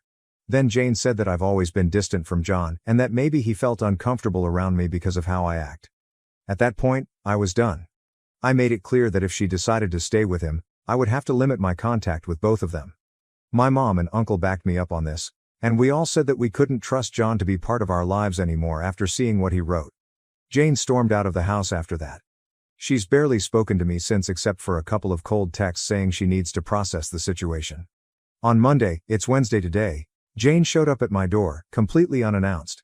She looked like she hadn't slept, and the first thing she did was apologize. I was shocked because I wasn't expecting her to come around so quickly. She told me that after she left, she couldn't stop thinking about the posts, and she started going back over everything in her head. She said she told John about the situation and when I went to check, all his stuff has been deleted. This annoyed me and my mom, who was on the phone, as we told Jane to keep quiet for safety reasons. Luckily I have all the evidence saved. She said that John had blocked me on everything to preserve his career and that he was super pissed off with me for stalking him. He even told my sister that the account wasn't him, rather someone at work who hates him. I obviously don't know everything that happened between them, but it's caused a rift between them. I've moved in with my uncle for the time being as I was afraid of John showing up on these first few nights. We looked into legal options about the post but found nothing that would help us. My uncle said he's going to help me get in contact with his work, but I'm scared of John's reaction if I do that. As of now, my sister isn't totally settled on leaving John, so I've gone LC with her. She said her reasons for staying with John is because she just can't see John acting like this. Luckily I have friends and family who are on my side. Sorry this update is kinda bleak. Am I the asshole for ruining an engagement by revealing the truth about my horrible ex from 10 years ago? Original post. A little backstory is needed, so please stick with me. Growing up I, F27, had a childhood friend Angie, F27, who was as close as a real sister. We spent entire weekends at each other's place, celebrated family events etc., from 6 years old till 18 years old. Elle even lived at her place in 2nd grade while my parents went to a nasty divorce. I learned to speak some Russian, as she is Russian, and she learned to speak some Spanish. Needless to say, her older brother and little sister were like a family to me. During our teenage years she had her 2 male best friends, one whom she started dating, and another one, Nico, now 29, who was Russian as well, whom I started dating at 17. Growing up I had issues with a heart condition. I won't bore you with the details, but I had to take a lot of meds, but got healthier starting from the 16th. I didn't have to take them daily but only when my heart rate became irregular. But then immediately, as it would become extremely painful, my heart would cramp, I would start to hyperventilate. All my friends knew this, Nico included, and that I would black out if my meds got taken with alcohol. I didn't smoke much or drink much growing up as a result, since I was worried about my health and only did drink at home or in a safe setting. Legal drinking age is 16 here and I only drank wine or beer if at all. I had my first time with Nico at 17 and when my parents stayed at a retreat 2 weeks later he came over to have a date night. I did drink 1 glass of wine, but started having health issues later resulting in me taking my meds and being unconscious. I was a bit sore the next morning but didn't think much about it. 2 weeks later I'm informing Nico that I'm late on my period and he starts to panic, confessing he had sex with me while I was unconscious. We had it before, so he didn't think much about it. Apparently he didn't have a condom, but since I was on the pill he figured it was all right, and he also didn't come in me, but in a tissue. I felt violated and disgusted by myself. I didn't know how to describe this and only told Angie about it. I was an utter mess for a few years, and wasn't able to have sex again until 2 years later. I didn't remember any of it, but was too ashamed to go to my mom or anybody else. I didn't think of it as rape back then. I was too young to really understand what and how I was violated, and Angie told me it's all right. I should break up if I feel bad about it, but we were in a relationship and did have sex before. I broke up with him the following day, and apparently he cried about his broken heart to her. As Nico and Angie were close and hanging out together a lot, they started dating a few months afterwards, and I had to see him every time when visiting her. I told her I'm not able to see him, but she didn't understand where I'm coming from. The contact stopped and we haven't texted or seen each other in years. I still followed her and her family and saw that her brother is expecting his first child. As I was extremely close with her family, I just commented on the Insta post expressing my gratitude when he reached out to me.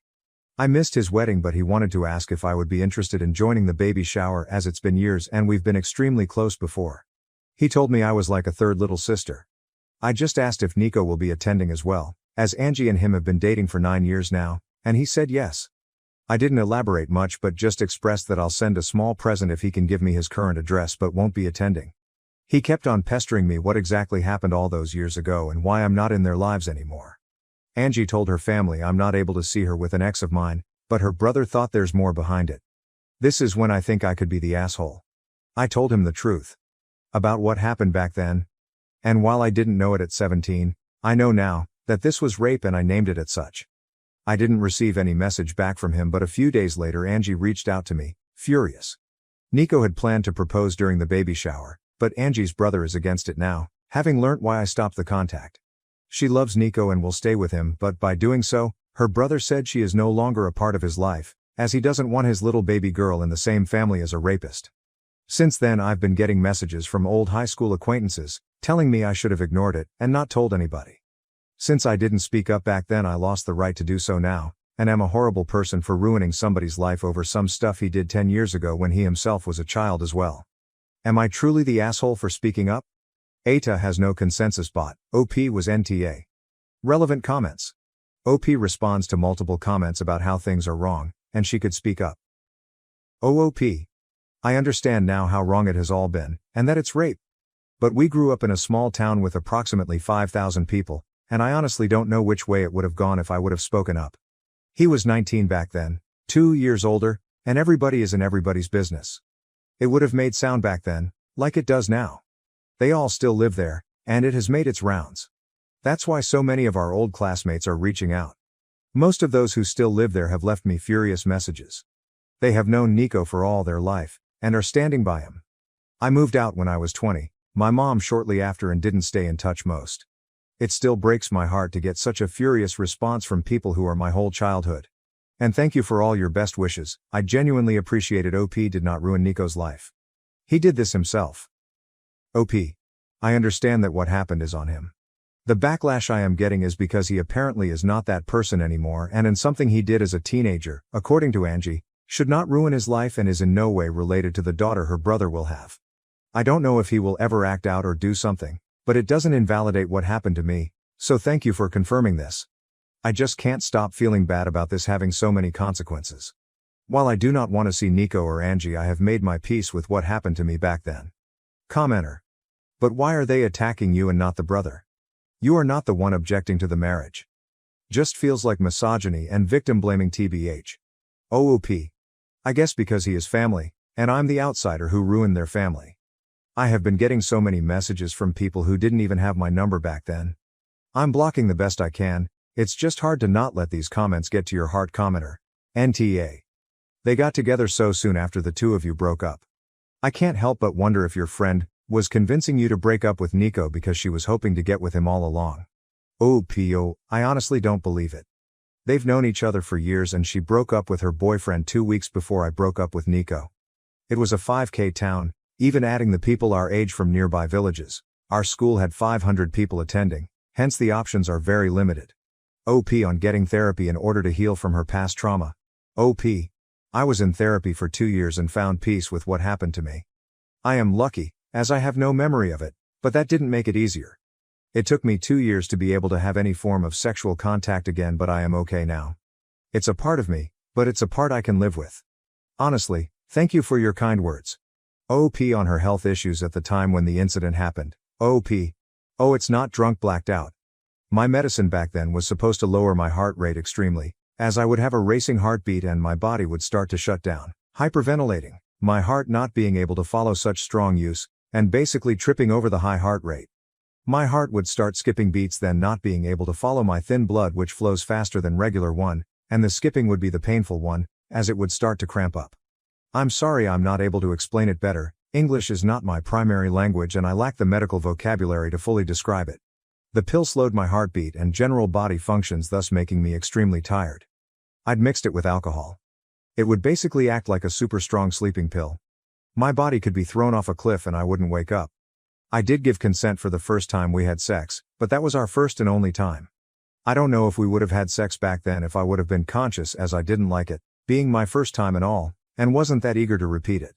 I don't think calling it rape is wrong, but what I had issues was if I should have approached this subject more sensible. In that way I can understand that I ruined their engagement plans for next week, or his surprise of one update one. First of all, I am immensely thankful for all the people who took the time to not only read through my story but also comment. I read every single comment and tried to respond to as many as possible. It gave me a little bit of hope of compassion for victims of rape and also the courage to not cave to the backlash I received. Mental update. Reading all the messages defending my choices on speaking up made me realize how insecure I was about what I am allowed to do and how much I was trying to make it right to other people besides myself. This especially included Nico and Angie. All of you are right. If Nico had changed, he would have apologized, reached out, or tried to make amends in some way. Either when word got to him from his brother-in-law or at some earlier point in his life. My former best friend Angie should have been able to feel some sort of compassion if she had any respect for me as a human being or the time we spent together. Her reaction showed that I shouldn't hesitate in my actions. I went to therapy from 21 onwards and thought I moved on from the rape as best as I could, but I realized how ashamed I still am almost 10 years later about an incident that wasn't my fault at all. I was ashamed to speak up back then and afraid that people around me would look differently at me. And somehow I still felt bad about speaking up today, so I am trying to own what happened to me now and not apologize for other people's behaviors, especially as they don't even show me respect. What happened since then? I archived every nasty message I got on WhatsApp so I wouldn't have to read them, but would have the proof if needed at a later point. Angie's mom called me the following day of the incident, crying. I shouldn't have answered the phone, but during the 10 years of friendship I saw her as an aunt, almost a second mom. She always joked that while her children would run around the house doing whatever, I would always take the time to drink tea and talk with her, showing her more love and time than her actual children. While she said she's sorry for what has been and for what I went through as a child, she couldn't believe that I would ruin Angie's happiness over something like that. With Angie's brother refusing to have Nico as part of the family and Angie standing by Nico's side, it's divided their family and she is heartbroken. She has grown to love Nico like family as well and has known him for nothing more than a considerate young man who she knows will make her daughter happy. It wasn't nasty names or angry talk, just a heartbroken mother who faked to acknowledge my pain and saw the fault in me. Angie's mom tried to get me to apologize or to take it back, but I refused as I don't see the fault in me. With everything that has happened, I believe that Nico hasn't changed and is just hiding it better somehow. He can see how people are standing by him and supporting his behavior so he won't have to change. And that is something I didn't want to indulge. Angie's mom not even one used the word rape, and I tried to correct her every time she talked about it. Trying to name it for her to understand better, but she would just start sobbing more and it didn't make sense for us to continue to talk. Angie's mom used to be in contact with mine for some time, and she reached out to her after our talk. I was afraid that my mom would find out, since she's from a more conservative background. We had a long talk and I didn't get to see her, physically, yet, but she apologized for not being there for me or not making me feel like I can talk to her. I tried to calm her as best as I could, but when she asked me if my current partner knows I was used like that, I got angry. She was scared my partner would leave me if he found out, implying it was something that made me less precious or appealing. When she asked me to keep it a secret from our family abroad and in our country, I hung up. She was acting exactly the way I was afraid she would, as if it's something shameful. It was especially hard as I am trying my best to move away from the feeling of shame. She has since apologized, but it's clear that her view of me has changed. I don't yet know how to deal with it, but that's something to worry about in the next few weeks. As some of you suggested, I wrote Angie's brother, Sven, again and apologized for the mess, but am glad that it is out in the open and how proud I am that he's defending his family. I asked if his old email is still working as I would just send a gift card. He didn't respond, but I got a message from his wife 2 days ago. She thanked me for speaking up and informing them about Nico. There were apparently a few moments that made her uncomfortable, some jokes Nico made, and in retrospective she can see why. Sven apparently informed her the moment he got my initial text, and both of them have since seen Angie but not Nico. She refuses to be in the same room or house as him, and the same goes to their unborn daughter. Sven and Angie's mom has been at their place multiple times to beg to forgive Nico, and Sven caved a little. Angie and Nico will get married. Sven will attend but his wife will not. He is allowed in the family but not in contact with either Sven's wife or daughter. Those restrictions are not for Angie. Sven was suffering trying to ease his mother's worries and was not able to take a stand and cut them out completely. This is a compromise they made without his wife's approval, and she told me she's trying her best to cut them out of their life indefinitely. She wanted to move back, closer to her family as well, and thinks this is a perfect opportunity but isn't sure if she can follow through. His wife told me she's terribly sorry for all the issues that came my way and it has been a lot trying to handle the situation on their side. Sven knows it's not my fault but he doesn't want contact. It's hard for him to talk or see my name because even though he knows I'm not the guilty party, in some way I was the bearer of bad news and he sees me as the start of all this drama. She told me a few times that neither believe I'm the bad guy, they just are tired with everything and it's just been extremely hard on them. That's all that has happened so far. I am frustrated about how everything came to be. It feels like Nico will just continue with his life without having to be remorseful. I didn't want him to suffer, but I think some part of me wanted to at least receive some kind of apology for all the suffering I went through afterwards. I'm having to deal with my mother and her changed shameful view on me, and even though I'm happy it's all out, it's extremely hard to stand by my choices. My partner and my best friends both have been my shoulder to cry on during this ordeal. My best friend was especially enraged for me, and I am extremely grateful to have both by my side. Right now I'm just emotionally drained, but I'm sure it will be better once a few weeks pass. Comments. Commenter 1, you spoke up and did the right thing. If others can't handle the truth, that's their problem. Keep focusing on your healing and support. Commenter 2. NTA. Unfortunately, it's a tale as old as time. The woman is blamed and the rapist gets off without a blemish. Only by speaking the truth over and over will the situation improve, and when the boomers die off. Commenter 3. 100% the right thing. What you did may keep Nico from attacking someone else, or may encourage one of his other victims to step up. You never know how much people like you help everyone else, when you stand up and speak out and are not ashamed of what was not your fault, but will point the finger at the one to shame. You're making the world a better place. I'm sorry for the family Nico misled and the wife who was foolish enough to stay with him, but it's no longer your business. You did the right thing and it's going to help others. If no one else says it to you, thank you for doing all this. You are amazing. Update 2. My first post was 3 months ago and this one will be my last update for now. It is not a good one, but I sincerely wish to leave it all behind me. That includes distancing myself from this Reddit account. These posts helped me let go of my anger, similar to a journal, and I am grateful for all the people who are enraged with me. I hope to open it again someday, with a final happy update, but for now every little pop-up is a reminder of the anxiety I am still dealing with, and I do not have the energy to deal with this topic outside of my therapy anymore. Short summary for those who don't want to read the old post. Nico raped me when I was his girlfriend 10 years ago. I didn't see it as rape back then as I was unconscious. Afterwards I broke up with him. Shortly after, my best friend Angie from elementary school started dating him and they have been together for almost 10 years. I couldn't bear seeing him and cut contact with her and her family, with whom I was really close. Her brother Sven reached out to me 3 months ago after I left a short congratulation on a pregnancy picture with his wife. He invited me to their baby shower and I declined.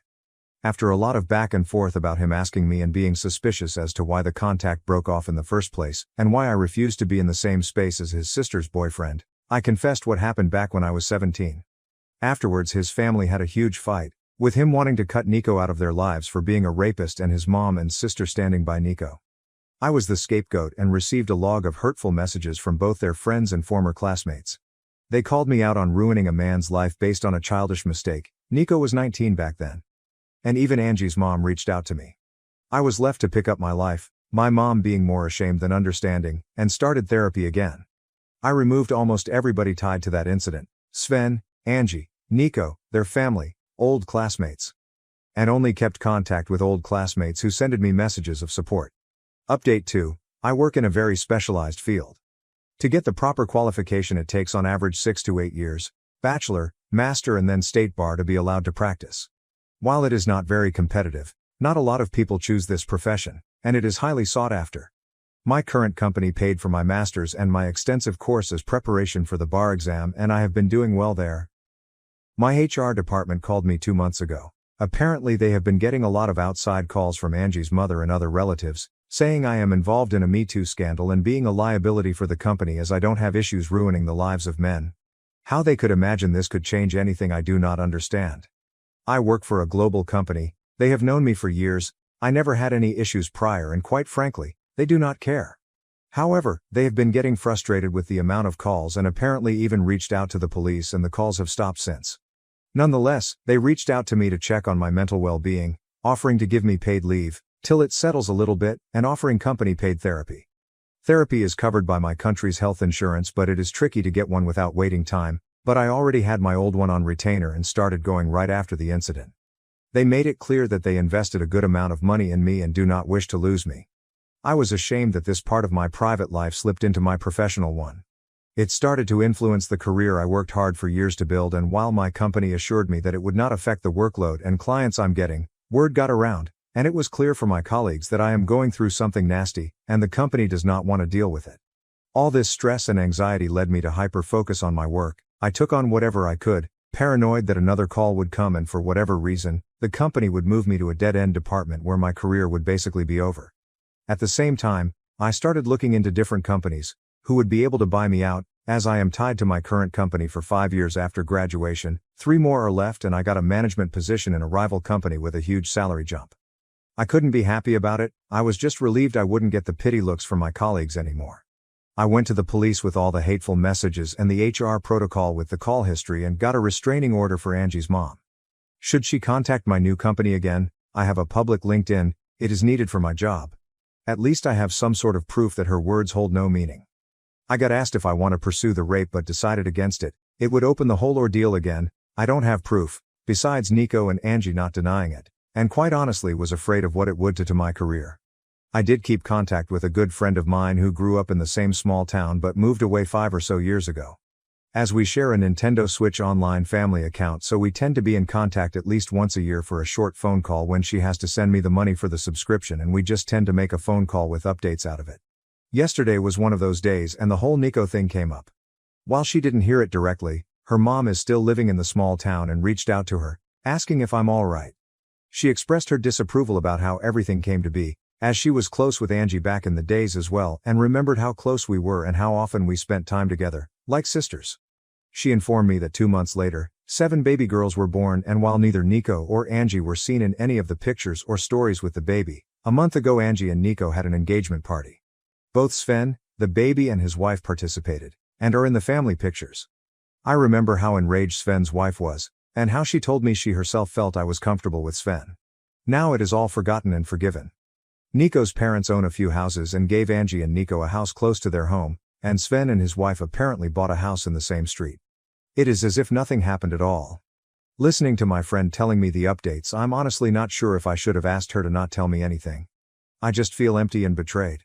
Not by Angie, she made her choice, not by Sven, it is his sister, and at the end of the day when he asked me what happened and then didn't have the decency to answer me because he saw me as the one who ruined his family, it was clear that the truth didn't matter. Not by Sven's wife, who has a baby girl, an innocent daughter who she should protect as a mother, even though she told me she would do her best to keep her daughter away from Nico, but just by life.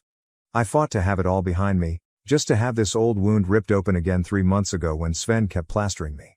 I got hate messages, but knowing that maybe someone would be hesitant towards Nico, when he showed strange behavior, made me feel like maybe I did right. Maybe by speaking up I helped a girl out to not be raped. My own mother was ashamed of what happened to me, told me I was to keep it quiet so my family abroad wouldn't get to hear it. Just for it all to be all good again for Nico. After everything that happened these last 3 months, I truly understand why victims of rape chose not to speak up. Relevant comments. Commenter 1. As a victim of the same type of abuse, though not RP, from a former romantic partner, you are worth more than you think. You do not need to suffer in silence, or shame. You didn't do anything wrong, or anything to be ashamed of. I am so proud of you for telling your truth. From one survivor to another, you are worthy of love, acceptance, and happiness.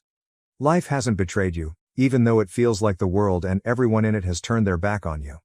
People do care, You matter, and you will outshine the shadows of your past when you find the courage to embrace the future with open arms. I believe in you, and I am proud of you. Keep being you. Commenter 2. I hope you get to heal and have no shame. From the interaction with your mother, she sounds Latin, which can be very tricky with this stuff. Nevertheless, the reaction is not on you but on her. Deutsch? I am unsure if so, but in some small tiny towns they are very backwards. All that doesn't matter, you get to deal with this at whatever rhythm you feel comfortable. You are not used. You are not less than, you are a woman that has survived. I send you a big hug. Ope.